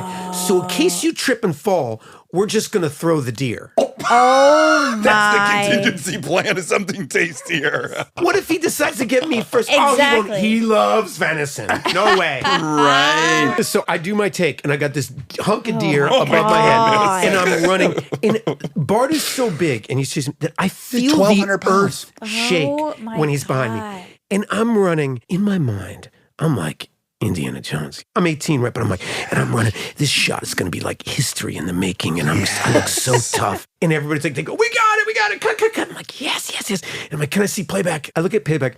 I look like I'm shitting myself. I mean, my arms are flailing about, my legs are spasmatic. So your first time running My face ever? is like, yeah, literally. I look as terrified as I was, but I do not look cool. Like, there's nothing cool about it. The bear looks cool. I look like an 18-year-old kid who's about to wet himself. And did you give it another go and try to butch it up? No, That's I what's would in the rather movie? not do it again, definitely. Yeah. Holy I was like, we got it. It is really funny. You, again, talk about the illusion and disillusionment of the whole process. Is like, that was my very first studio movie. And I'm just proceeding as if, well, it's a movie. You can't get hurt. You just tell yourself, like, we're falling over waterfalls. People are getting hurt, but we're not. And I'm like, oh, yeah, well, they're the stunt guys. They're supposed to get hurt. But wait, we are going over it too. Why won't we get hurt? You start realizing, like, no, this is a bunch of humans pretty dangerous. trying to control chaos while recording it on a camera. That's what's actually happening here. Wow. Oh, we're so lucky to have had this job. Yeah, we sure are. Oh, my God. I mean, how many people can say they've been chased by a bear? You and I have been chased by the same bear. That's kind of awesome. It really it's is. It's like finding out we had the same high school sweetheart. Yeah, even less unique than that. Yeah. Running away from bears is what makes them want to eat you. Their instinct takes over. Yeah, they might be fine if you're just still, but running instigates them wanting to eat you. That's what I thought. That's why I didn't want to do it again. Yeah. I will say this, because it's worth saying. Doug, I've never met a human like Doug. His eyes, do you remember his eyes? You never forget them. They're like the deepest, calmest light blue. And he would walk right up to Bart and just stare him in the eyes, and Bart would calm down. And I'm like, oh, this they love guy each other. actually has a fucking superpower. We had this animal trainer, Clint Rao, and Doug, who did White Fang. We had wolves and bears and everything. And they are two of the most powerful, mystical, awesome men I've ever met in my life. I actually left, I was like, someday I'd love to make a movie about them, because there was something almost Francis of Assisi about them. Their love of nature and their intimacy with these animals. And I felt like these guys were like the Robert De Niro of animal trainers. I remember they were willing to do anything. Because there was a scene in White Fang where the puppy wolf has to lose its mother wolf. And Clint was like, I don't know, Grace, we should get the puppies asleep on the mom. And then, but when he wakes up, the mom is frozen and he realizes that it's deceased. And the director's like, how can we get that? Well, we should stay up all night. I'll make a fake mom and we'll let the puppy sleep there. And then you just start rolling around 4 a.m. and we'll get the puppy really waking up, and it'll really be it. The dedication. Oh, yeah. And the director's like, 4 a.m.? I don't want to get up at 4 a.m. You got to be kidding me. Like, Also, how many mags are we going to go How through? many mags are we going to go through? Like, it won't take that long. But we got the shot. It's awesome. Yeah. Brad Pitt ended up making a doc about Doug. No, that makes sense to There me. is one. I think after Legends Legend of the of Fall, he did one. Bart was he in worked Legends with of the him. Fall. He Yeah. fell in love with Doug just like we did. Yeah. And then I think he went and made a doc about And it. if people love Bart the Bear, they should see the original movie, The Bear, because that stars Bart the Bear. Yeah. Bart's, again, his credits are His far credit, beyond yeah, our yeah. years. He is the career. Paul Newman of He's our the Paul Newman of generation. Bears. Yeah. Ethan, so much fun second time around. I hope there's a third. Everyone should check out The Last Movie Stars. It's on Max. It's tremendous. You will thank me when you watch it. It's so wonderful. I'm so glad you came in to talk about it. Appreciate you guys having me. We'll do a three-peat. Yeah. We'll cover some. It'll be like we your got more Linklater. stuff to cover. We're developing a second Linklater bond. Good. We'll do it. Okay, perfect. Stay tuned for the fact check so you can hear all the facts that were wrong. Ethan Hawke. Ethan Hawke was very. Well, this is the second time we have had him, but the first time was on live. Which we said in the Avenue. intro. So yeah, I'm saying it again. You should, because I was about to say the same thing again as well, which is I think he's so unique and original. Yeah. He felt to me so different this time. Yeah. It almost felt like that wasn't even connected to the first one. Yeah. Well, it's a very heightened experience to be a guest on the live show. Yeah, Especially especially- you're not like, it's not like he was a fan of the Exactly. shit. He doesn't know what the fuck he's stepping into other than D'Onofrio has said, this will work for you. Did it as a favor really to Vincent. Yes. It was a third party favor. Yeah. And it's a lot of big personalities on a stage, Mm-hmm. heightened environment. He'll be doing art till he's dead. Yeah. It Like feels pure. I'll be on a fishing boat, angling for bass I don't like to touch or eat. You will? At some point. Oh. That's what you're kind of supposed to do, is angle for bass. But you are not someone who does what you're supposed to do. I know. You hate supposed to do's. I know. Have you ever been fishing? Well, yeah, I know you went fishing when you were a kid. You didn't want to touch the fish. Well, you saw that picture, that gorgeous 22-inch pike, which as a kid I thought was enormous. Yeah. Turns out that's a small pike. Oh. But certainly the biggest fish I ever saw. Sure. 22 inches. That is big. It's a big fish. And I did not want to touch it. I have newspaper in between the fish and my hands. But as an adult, have you? No, I've avoided it. I keep getting invited, and always by people I really love and respect. Like Kimmel's very into fishing, and then my idol Tom Hansen's life revolves around fishing. Right. And both those guys, I kind of, aspire to be. Mm-hmm. So it seems like I should be doing it. But I can't get past the fact that although they don't even catch those fish, I mean, they catch them and then they release them. So it's not like they're eating a ton of it either. But I have a hard time getting over the fact that I don't eat fish. Right. I don't eat fish, which is my favorite dish. But without no money, it's still a wish. Oh, my God. I know, Eric being rock camp. It'll always come up. The thing is, if you catch a fish and You then can you eat for the release day. it. No. No. No more sayings. If you catch a fish and you release it, doesn't it bleed out? Because didn't you hook it? No, it doesn't really bleed. It just gets hooked into that weird plasticky mouth they have. Right. And you take it out and there's no They're evidence. fine? Yeah. Yeah. What occasionally happens, plug your ears, animal lovers, is they swallow the hook. And then that's rough because then you're pulling some stuff out. Oh, that's so bad. That's so mean. But That let's feels try to make mean. up a new saying, which is give a man a fish, he eats for a day. Teach him to fish, he'll eat for life. Teach him to catch and release, he'll starve that day. Whoa. Yeah. Okay, I need to sit with that for a minute and really understand it. Let it settle in. Okay, well, then we'll have to ask if we ever have Jimmy back on, which I hope we do. Yeah, I think we're going to soon. I want to understand the psychology of a fisherman because I do not get it. It's been explained to me and I understand it. Okay, but should we wait for Jimmy to say, or do you want to try? Well, he might do a better job, but until then, in the interim. Okay. So as it's been explained to me, and it makes a lot of sense, it is a very good technique in forcing you to stay in the moment, as is my motorcycle track days, which I've explained ad nauseum on here. So people know how I feel about that. It's like you have to concentrate on the turn ahead of you or you'll crash. That makes Fishing, sense. when they go out on these rafts and they're floating, right, and they're fly fishing, and they're constantly trying to set that lure in an area that they think is going to have fish in it. So it's just an endless concentration of this exact moment. You can't your mind can't wander to anything else. You're hyper focused on getting this little lure to some certain place, but the current's moving, so it's always moving, so you're always adjusting. Okay. And so it's I think it's just an exercise in extreme presence, being present. That's interesting because that's counterintuitive. To me, I thought fishing was just like you have it in there and you're just waiting for a fish. That's a version. And the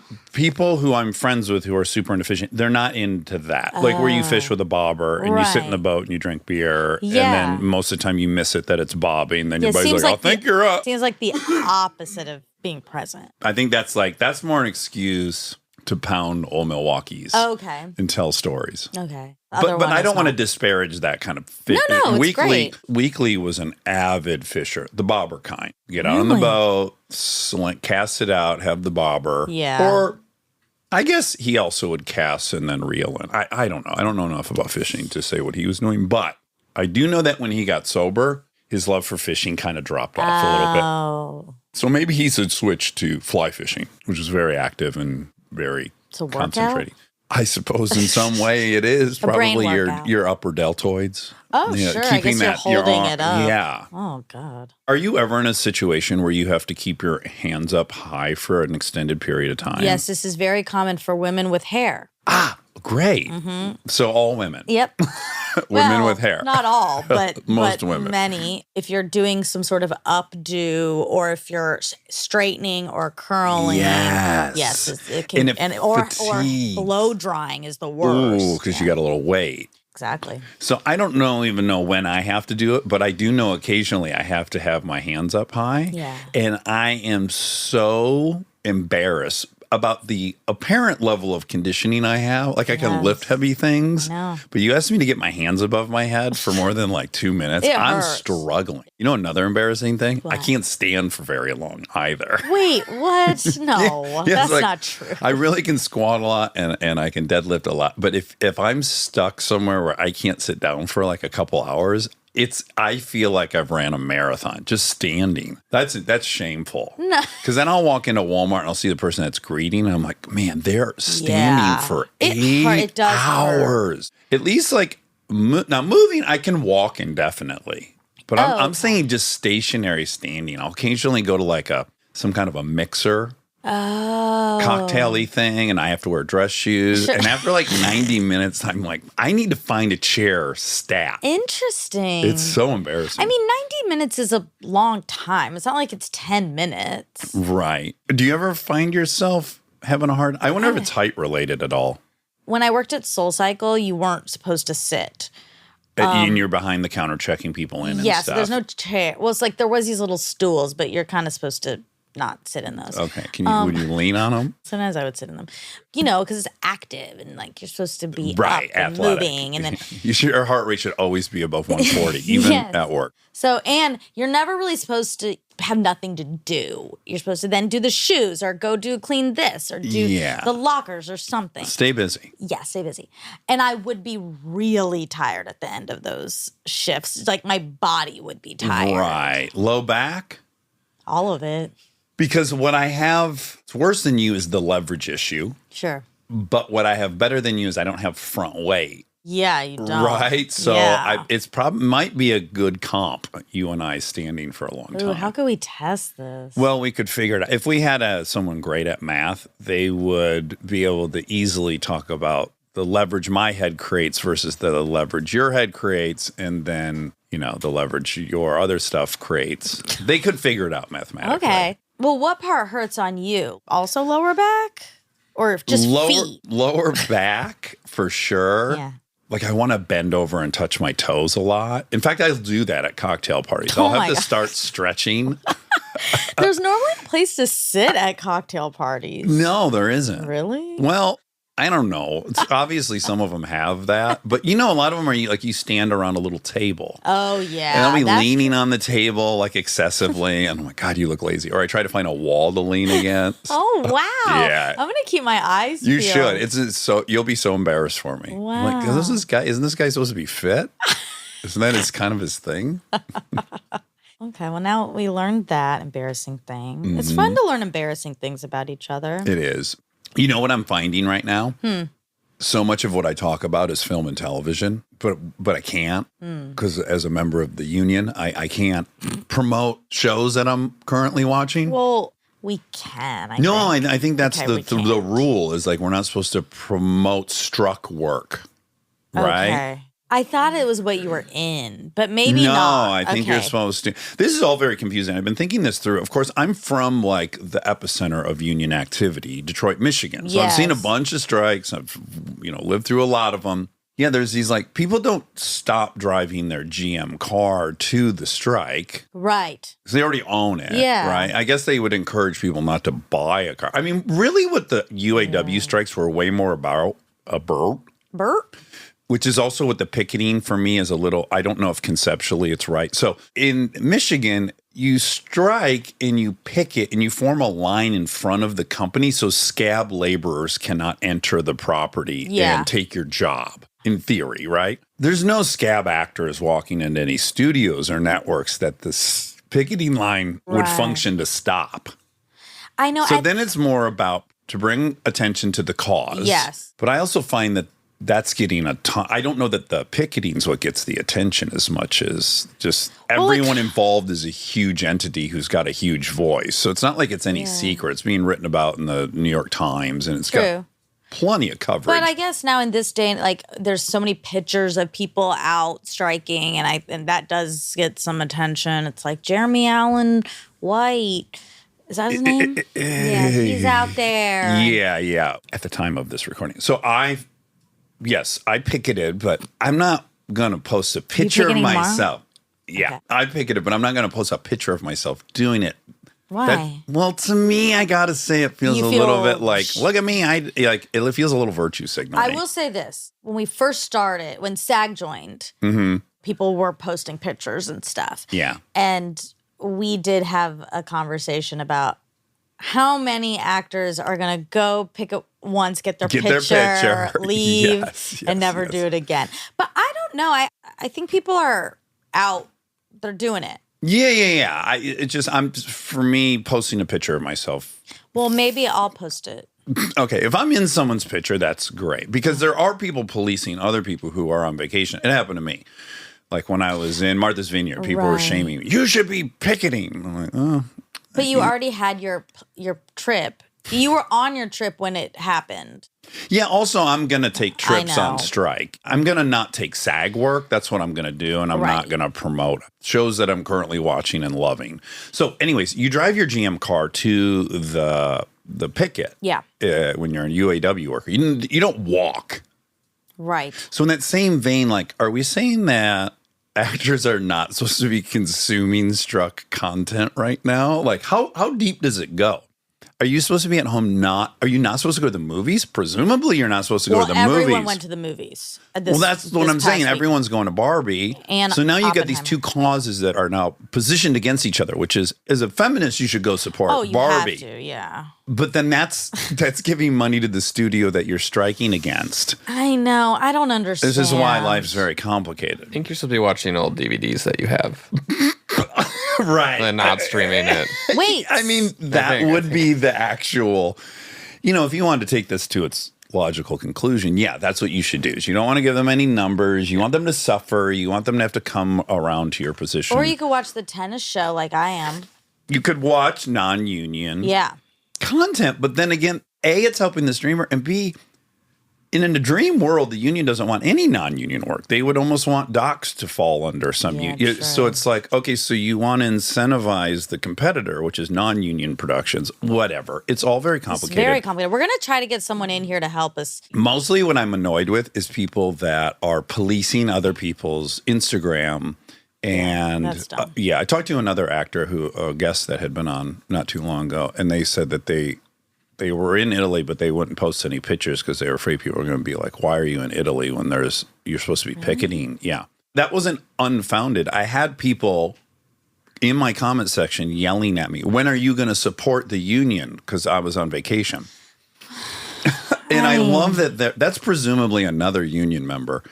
And instead of policing, the main shareholders of the companies they're policing fellow actors. It really reminds me of communism, where everyone turned on each other and ratted each other out. I mean, again, I do think I will not to upset you. At the risk of upsetting you. Sometimes I think you take the comments too seriously. For sure. Well, that's obvious. I admit to that. It's just like, who cares? That's these like 5 people who are angry, but those 5 people do also. The tail wags the dog, and it becomes stories in the LA Times and shit. Like that's an unfortunate reality of our media landscape. Is that these 5 bozos do get stories into the public eye, and then there's some perception that's consensus. That is true. I shouldn't care, but I do, and I acknowledge that. Yeah. I just, for your sake, I just don't want you to. Like, I just figured something out. I don't know why it took me this long to figure this out, but it has already immediately corrected 90% of the shit I hate on Instagram. I just hit the switches. You can't comment on my page unless you follow me. I also turned our Armchair feed into that as well. Oh. Like, if you don't follow us, you don't listen to our show. You have no reason to. How do they even see it? They hear there's a guest on. It makes some headline. They decide to go to our page and let it rip. Well, see, so this is interesting, though, because yesterday, so we posted for Synced. Yeah. We ask in the video and in the episode, we say, put in the comments whether you're L&D or MNR. Yeah.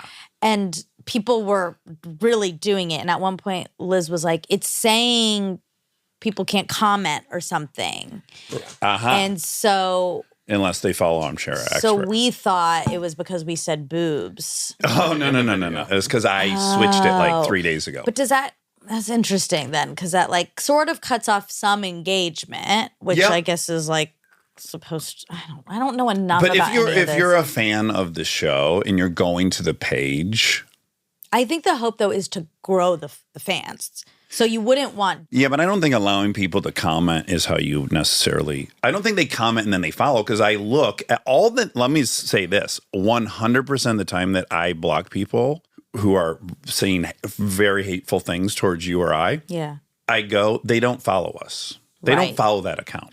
Yeah. They're there because we represent something, and they're going to shit talk Yeah. any chance they can us because whatever they think we are, liberal or whatever the thing is. Yeah. But I figured this out because the sleeping in the airport thing got an insane amount of thing, right? It became like news stories places. So there were all of these comments like fake news. There were vacancies, which is like, A, there weren't. The flight crew couldn't get a hotel. They had to go to Rhode Island. Yeah. The comments would be like either fake news or you mean there wasn't one up to your standards. So it's like they're saying that we're super ritzy and nothing's good enough for us, yet we're also sleeping on the floor of the airport. Right. So it's like, which way do you want it? Yeah. So, and lo and behold, I saw that 100% of those people didn't follow me. They saw it in the news and wanted to come say I'm a liberal liar. So then I was like, oh my God, I can just change it to you have to follow me. Yeah. And it's literally overnight. You know, where I'm blocking like 100 a day on that post Yeah. of people just hate tweeting me, turning into Twitter, really.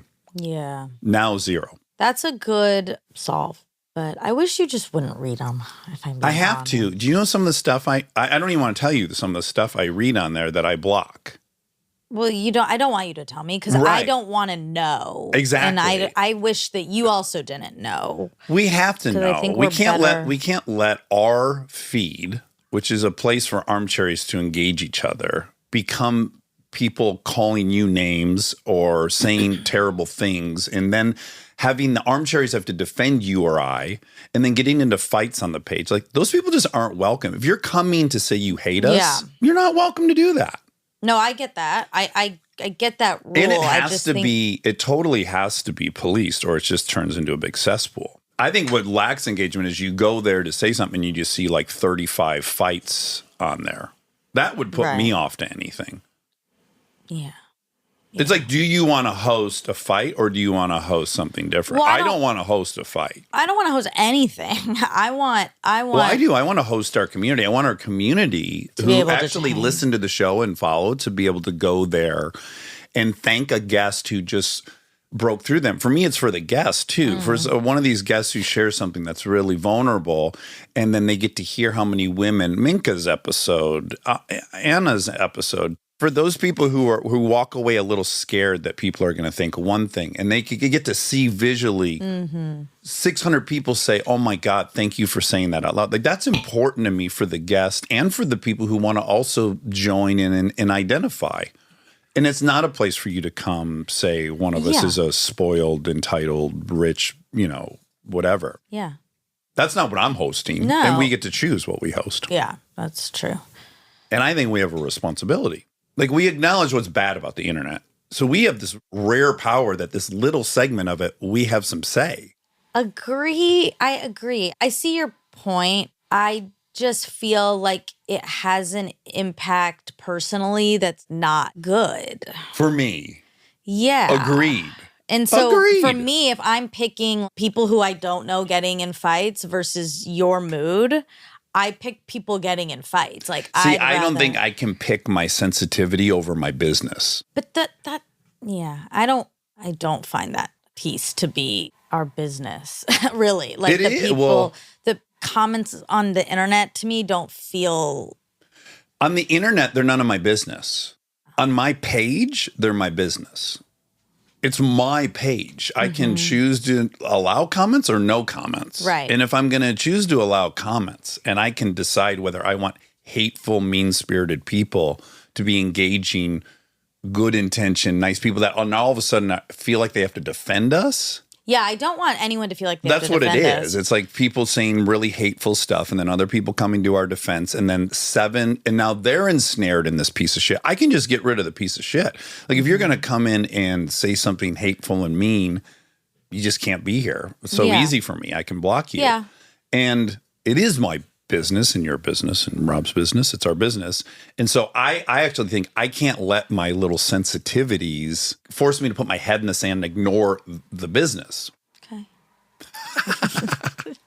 All right. I do think if you read them, you'd have a little slightly different No, opinion. I don't. I know what's out there, and that's You do. specifically why I don't think it's healthy for you or I to ever look at them personally. I really believe that. I agree, but it doesn't get done unless I do it. I mean, I just blocked 2 people from the sync feed yesterday from the sync post.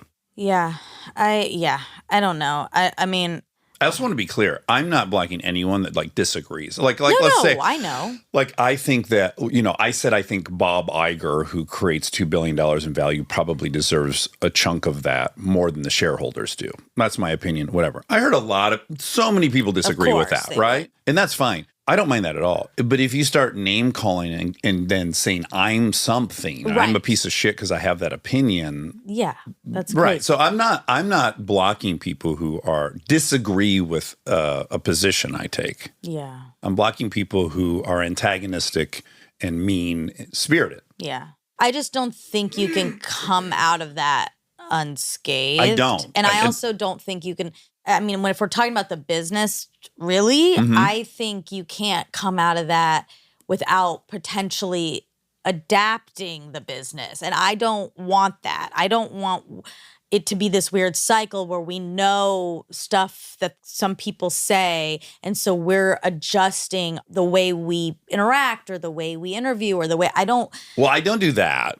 Okay. I just think don't- that's obvious. I'm still being very myself. I'm still asking very provocative questions about the union's position and the strike. And I'm going to, invite that. Like, I'm not altering who I am on here. I don't think you are either, but I'm just saying I don't know if it's possible to not let some of those things infiltrate in a way that has an impact we don't know, more than just our mood. I mean, that's what we've talked about it with 100 people on here of like, just don't read them, I wish I had the luxury to not read them.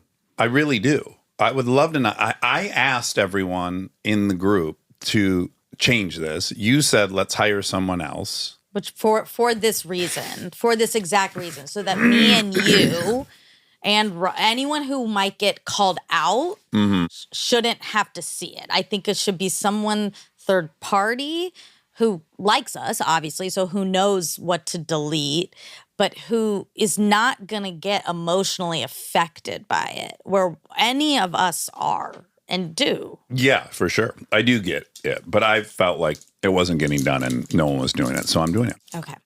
So, ding, ding, ding to what Rob said about the DVDs. Vidiots, you mentioned Vidiots. It was a DVD store, VHS store. It's back. It's back? Mm-hmm. It was in Santa Monica. Yep. It's in Eagle Rock now. Oh, wow. It's a huge location too. They really? do screenings of movies. Ooh. It's cool. It's a nonprofit. A bunch of cool people. I think like Paul Scheer's involved. Like a bunch of cool people were involved in getting it back up and running. And yeah, they relaunched it, and it's cool. It's worth checking out. My only question there is, do you still rent DVDs there? And do people have DVD players? I have one. Okay. Is it hooked up? Yeah, It is. it is. Oh. I don't really use it, but if there's screeners, that's I think really why I have it. Oh, right. Do they still do rentals and there's a catalog? Yeah, there is. I don't know if that's more like kitschy, but it's cool. I think it's more for like finding rare stuff on DVD that you can't. Because there's one of those in Chicago, Facets, that was a like theater for screening, but then they also had all these like obscure movies that you could rent. can't find anywhere anymore. Yeah, that makes sense. I've searched for a couple things in all the ways I know how to search for things on my Apple TV. Yeah. And can't find it because no one's licensing it currently because they see no value in it, which they're right probably. Yeah. There's some movie that might get streamed twice a year. They're not Yes. going to pay for that. Yeah. So yeah, it does fall through the cracks. A lot of these movies you might want to see. Yeah. You can imagine like Valley Girl. I talk about Valley Girl all the time. do. Probably no one's hosting Valley Girl right now. Yeah. You know?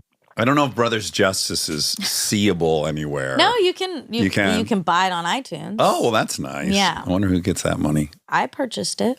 I know you did. I own it on iTunes. They're doing a screening of Valley Girl at the Alamo on August 12th. Oh, wow. Wow. Look at that. Weird. Ding, ding, ding. Anywho, so that's Vidiots. I want to go. Me too. I want to check it out now. And I want to go to a screening of something. Me too. They're doing Past Lives. So good. What's Past We're not allowed Lives? to say. Wait, no, actually, is that an independent movie? It is Still A20. It SAG. is A24 though, which A24 has been cleared. Yeah. Oh, they have they've reached an agreement. There's certain indies that are fine because they're happy to. They're abiding by all the The new requests. requests. Can't talk about movies or TV, but can talk about Dantana's, I think. Oh, of course. Yes. That's not struck. No, right. And although one of the persons I'm going to say is on strike. You're allowed to say that. Are you allowed to say you saw an actor? Yeah. Okay. So for people who don't know, Dantana's is this very legendary steakhouse. Institution in West Hollywood on Santa Monica Boulevard. And Nate and I went because we have a first Wednesday of every month commitment to go to dinner together because we just don't see each other if we don't have this in our calendars. Yeah. And I haven't been to Dantana's in probably 15 years. It's exactly as I remember it. Oh, little background. So Sinatra would go there. Don Rickles would go there. Nate told a great story. Maybe it's apocryphal, but he told me a great story about Don Rickles.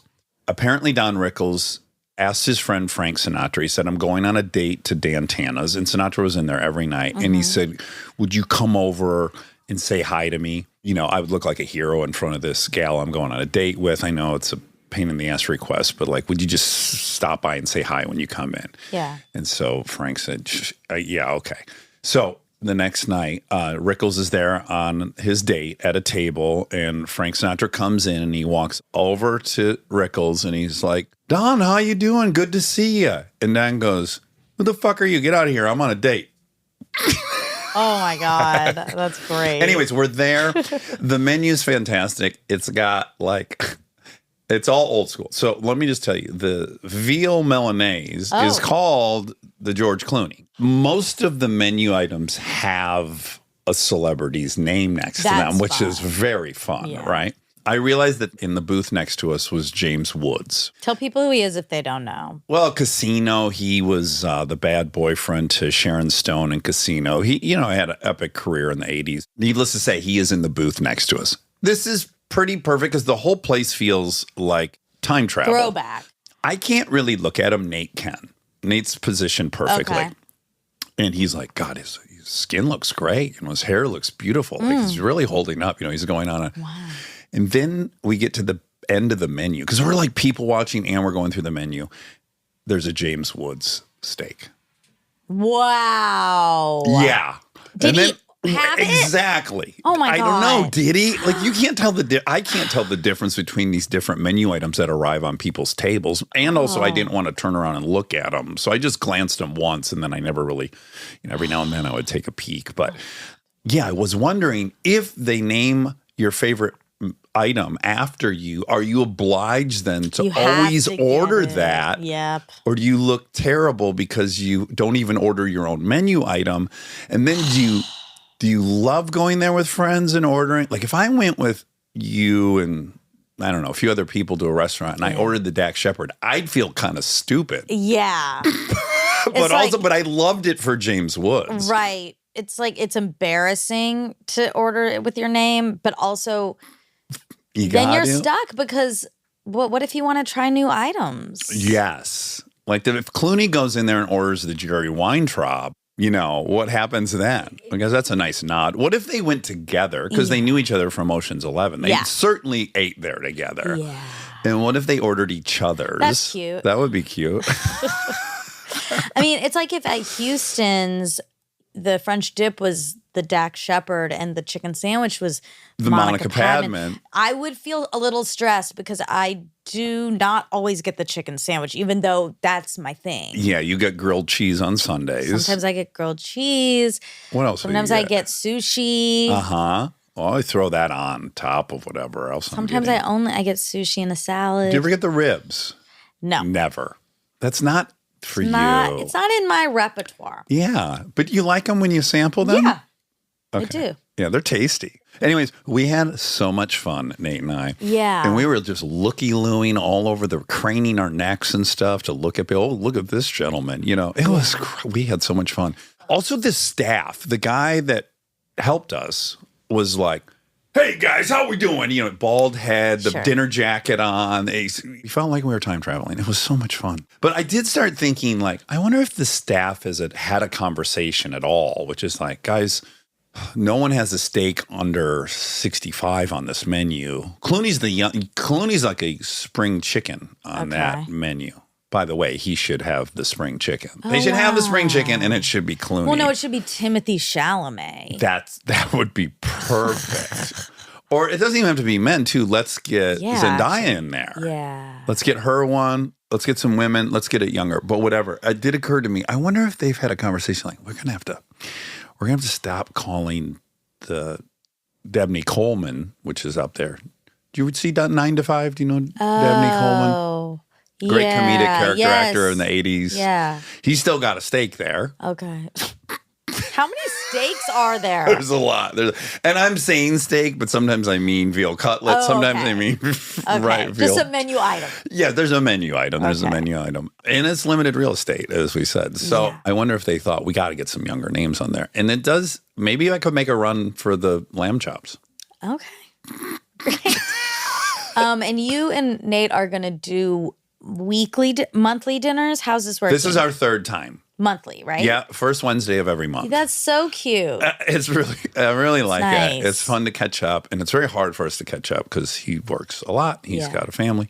Yeah, so we do a lot of catch up about our summers. We had really wonderful conversations. We talked a lot about fear and having a hard time accepting when things are good, waiting for the other shoe to drop, that kind of impending, do you trust, do you deserve, are you worthy, do you trust, or is the shoe going to drop? I'm struggling with a lot of the shoe's going to drop lately, as I've told you. But Nate has wrestled with it too, but it was really lovely. Yeah. Lots of laughs and then lots of sincere bro moments. Okay, this reminds me of two things. Okay. One is, so there's a podcast I really like. Not Nobody's Listening. This is a different podcast. Okay. That I really, really like. So much so that I bought into their Patreon.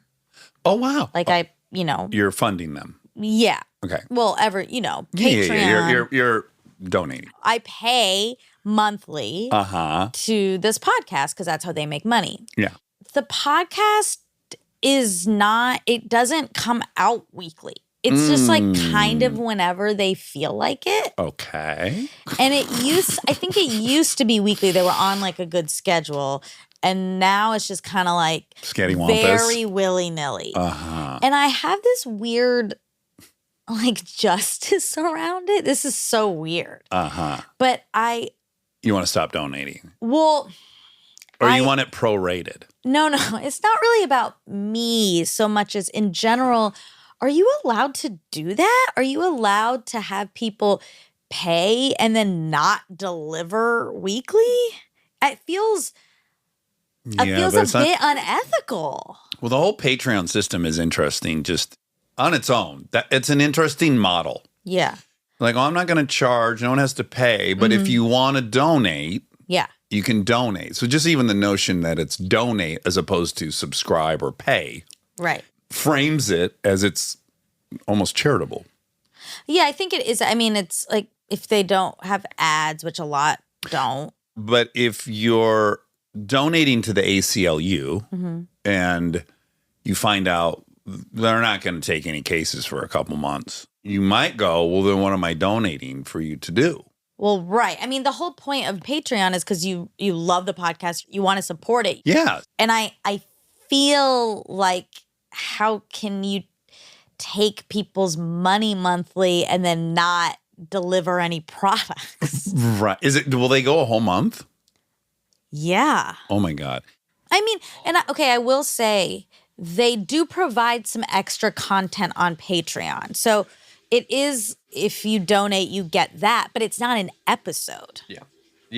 I mean, a lot of places will use it as that, of like get it early or get bonus content that other people don't have access to. Right, which I get, and that's why you pay. You know, it's like I'm happy to pay for the bonus content, but I'm also paying to support the show, and then there is no show. Yeah.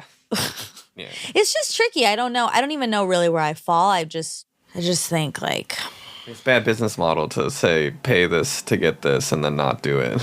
And they are doing it, I guess, because they are doing the bonus. So they are giving stuff, but I want the podcast. That's the whole point. But the podcast is free, right? Otherwise? Yeah, but I want them that's to get paid for the podcast. Like, I want this because I like it. But I think what you're paying for is probably the bonus content since it's free to listen to the podcast otherwise. Well, no, She's saying even if there wasn't Yeah. bonus podcasts, she would ethically feel like she wants them to make money for this endeavor. Exactly. There's and I want to make a steelman argument for Patreon. I have to acknowledge one of the premises, which is lovely, which is like we want it to be free for everybody. Mm-hmm. So if other people will donate who have the means to do so, it'll give it to all these other people for free. That's really nice. Yeah, I'm not judgmental of Patreon. I'm asking for the podcasters, is it ethical? To accept Patreon and not deliver product. Yeah. Yeah. Or not deliver episodes. Because I guess they are delivering the extra bonus content. Those for are still Patreon. coming in. Yeah, but they're not episodes. It's like, people will do like Q&As and like... Anywho, I just been thinking about that. Like, Right. what's ethical? And do you have to donate every month or is that on like an auto? I think I donated for the year.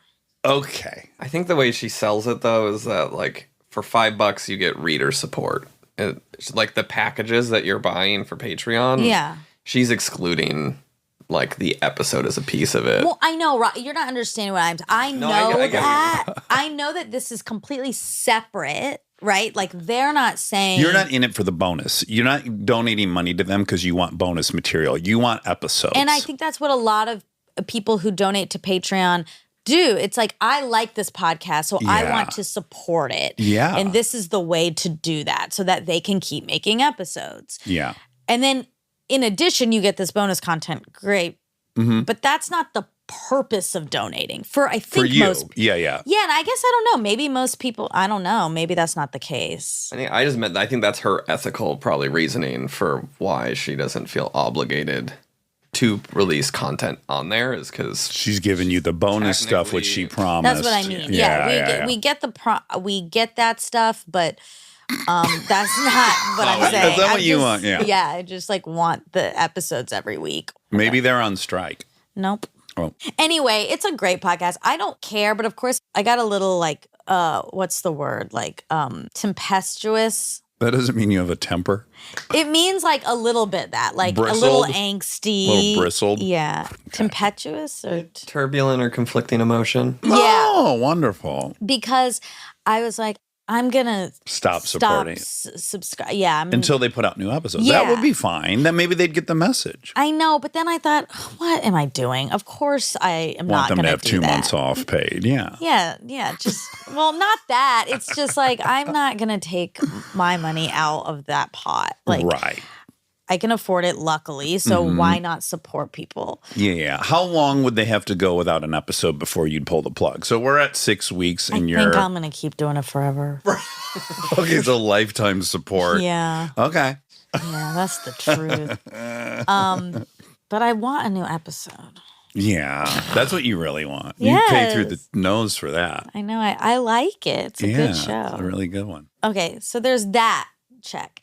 And there was another thing I wanted to talk about. Service, which is ding ding ding to Dan Tana's. It's related to Dan Tana's? Well, service. Like not service to others. No. Actual wait staff. exactly. Mm-hmm. The service industry. Yes. Jess, obviously, that's his livelihood and his expertise.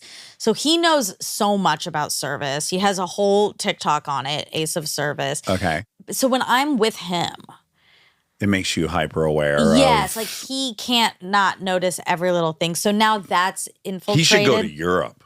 His head would explode. Service is just night and day different. Yeah.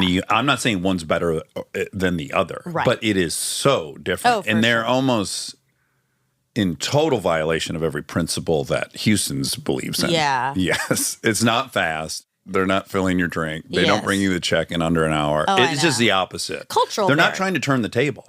They're not incentivized to do so. Exactly. Yes. Okay, but we were recently at a bar. Okay. Anna and I arrive. Mm-hmm. We order 2 drinks. Okay. Apple martinis.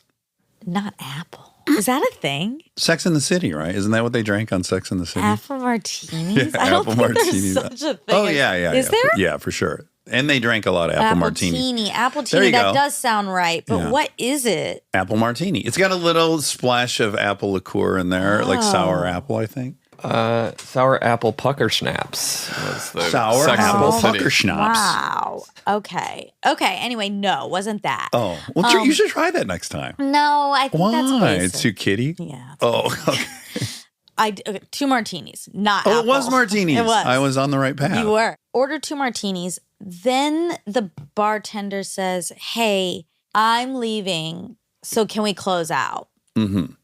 Sure. It's a little weird because we just got there. Right. And right. we ordered one thing. Right, but he wants his. He wants she his- or he wants. He wants or his her tip. tip. Yeah, he wants his tip. So I get that. Of course I get that. So, I close out. Really quick, is it Yeah. possible they have to? Like structurally at the job, they have like a period, they have a till, they've got to count, they got all this shit. It's possible. That they have to end it. It's very possible. Okay. It is. And I've noticed this at other places too. This has happened multiple places. But I've never noticed this in any other city. Like for some reason, I've only noticed it here. Okay. And it is always a bit jarring Mm-hmm. as a patron because you feel like, oh, it's like over. I got to start over. I don't know. It does throw you. It feels like you're about to leave because you sign a check and then you leave. Yes. In your head, it does something weird. Yeah. Anyway, and so in this particular case, yes, close out. Pavlovian. Pavlovian.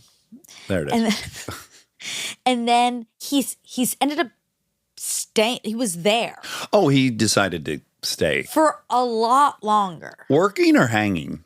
kind of working, and it was really confusing. Mm-hmm. That led to a new discussion of, is that allowed? Like, Would that happen at Houston's? well, definitely not. Because Jess arrived and you asked him. Yeah, Jess was there, and also Did he there blow, were other did he things blow his that stack? he didn't, but he Okay. wanted to. Yes, of course. And there were other things that were going on that were Okay. causing some. I'm surprised he goes out.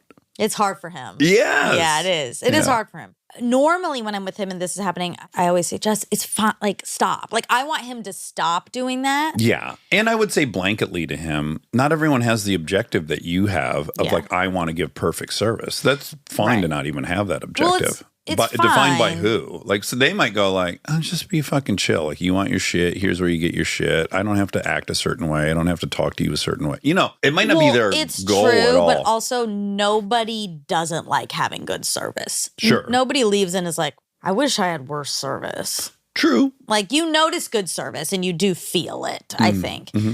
Anywho, so the closing out, I would just wonder, can you say, no, I don't want to? Probably. I mean, then that's bad because then they don't get the tip. So, of course. No, you could go like, oh, I don't want to. Let me give you a tip. And you throw them $10 cash. Oh, okay. Yeah. I think that would be probably that everyone would be most happy. All right. Maybe I'll try it.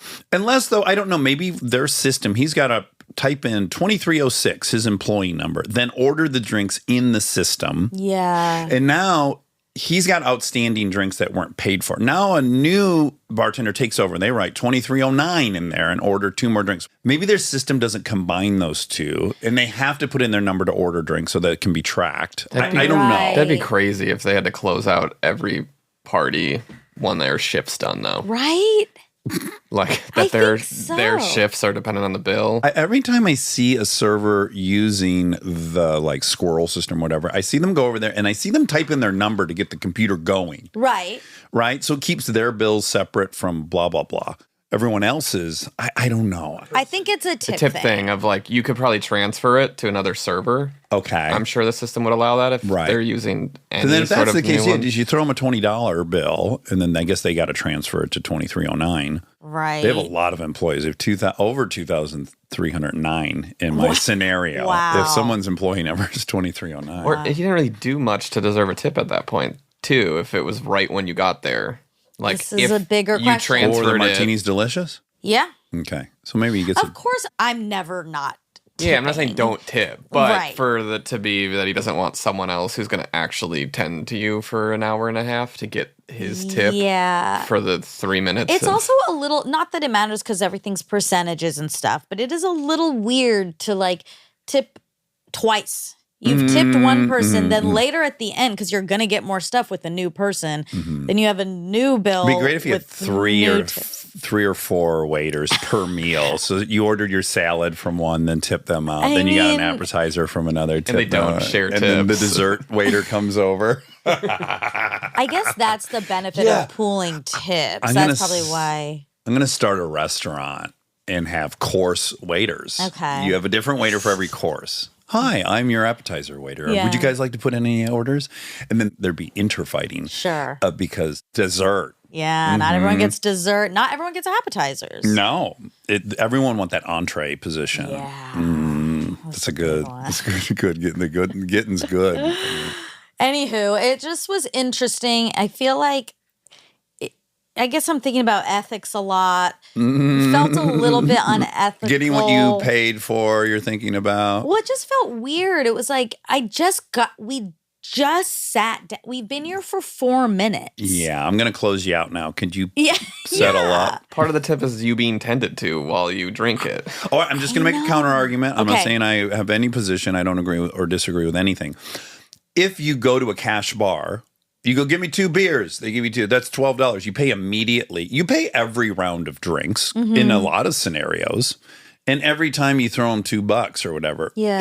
It's you can open up a tab at a bar. Right. But you can also just go up and order your drinks and pay for them every time. Right. Which is very standard. I've That's done that true. way more than I've ever opened up tabs places. Certainly when I drank, I didn't have a lot of money. But tabs isn't even really about, it's more about the convenience. It's like, keep this open until we're done for the night. It's not really, Oh yeah, You know? I see why you would do it, but Yeah. also it's very normal to just Go go get drinks. order drinks at a bar, pay at that moment, and then come back and if you want to order That's more, true. and then each time you're tipping, I always Yeah. did. Yeah. Yeah. So that's also standard. yeah. So he was treating it like a busy bar at a concert venue, but you were at a tiny little intimate bar with very few customers. At a table. Right. Yeah. We were sitting at the bar, to be fair. When you sit at the bar, now that's something. You think that's different? Yeah, I do. Well, I'm imagining like I walk up, I order 2 things. I'm standing. I'm getting a little tired. My back hurts. Oh my God. Yeah, I You've need been to standing stretch. for 90 minutes. Do some toe touches. Yeah, I do a couple quick toe touches. Throw the guy a $5. Yeah. Throw the gal a $6. No, we're sitting. Yeah. Yeah. Anyway, interesting.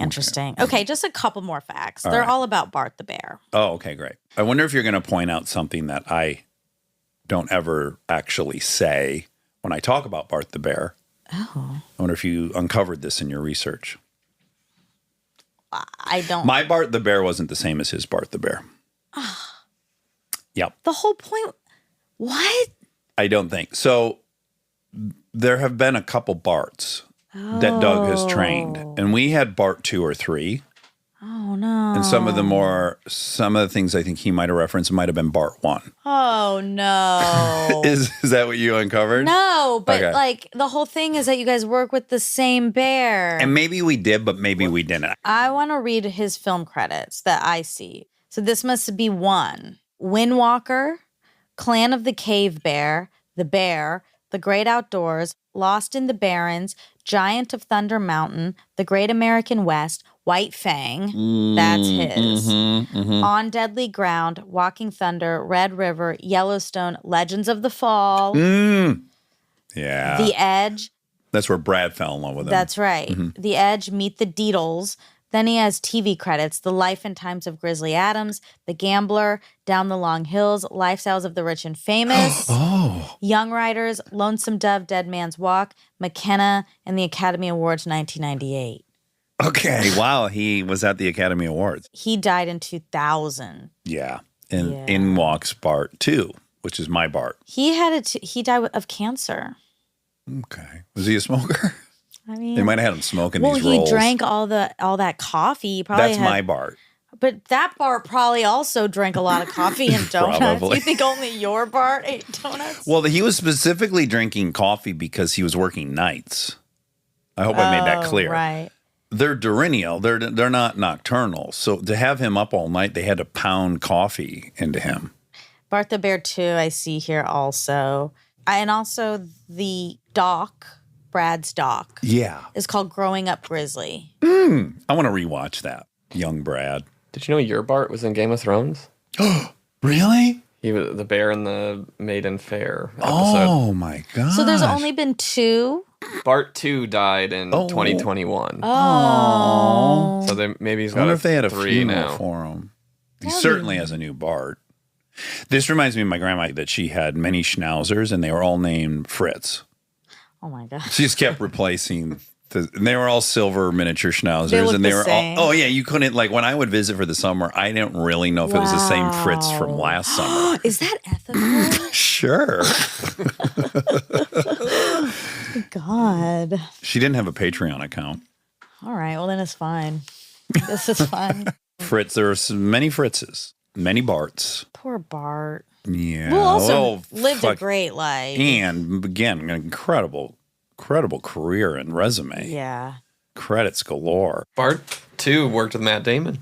Which one? He bought a zoo. Oh, wow. I forgot about that movie. I wonder who Bart's favorite Person is. human co-star was. Probably Seth Green. But if he was working nights, he probably was in a grumpy That's a bad mood. experience. Also, he was in New Zealand. Although that's like a fun vacation. I told you he was the first bear to ever be in New Zealand. What an honor. All right. Well, that's pretty much it. Okay. There were like no facts. It was a great episode. Yeah. Loved it. Loved Ethan. And that's a non-union project, so I don't feel bad that This was before the strike. But also, we're promoting a doc that was not. That's not struck work. I know, but we talked about other projects. Oh, okay. Well, don't watch those until the strike's over. All right, love you. Love you.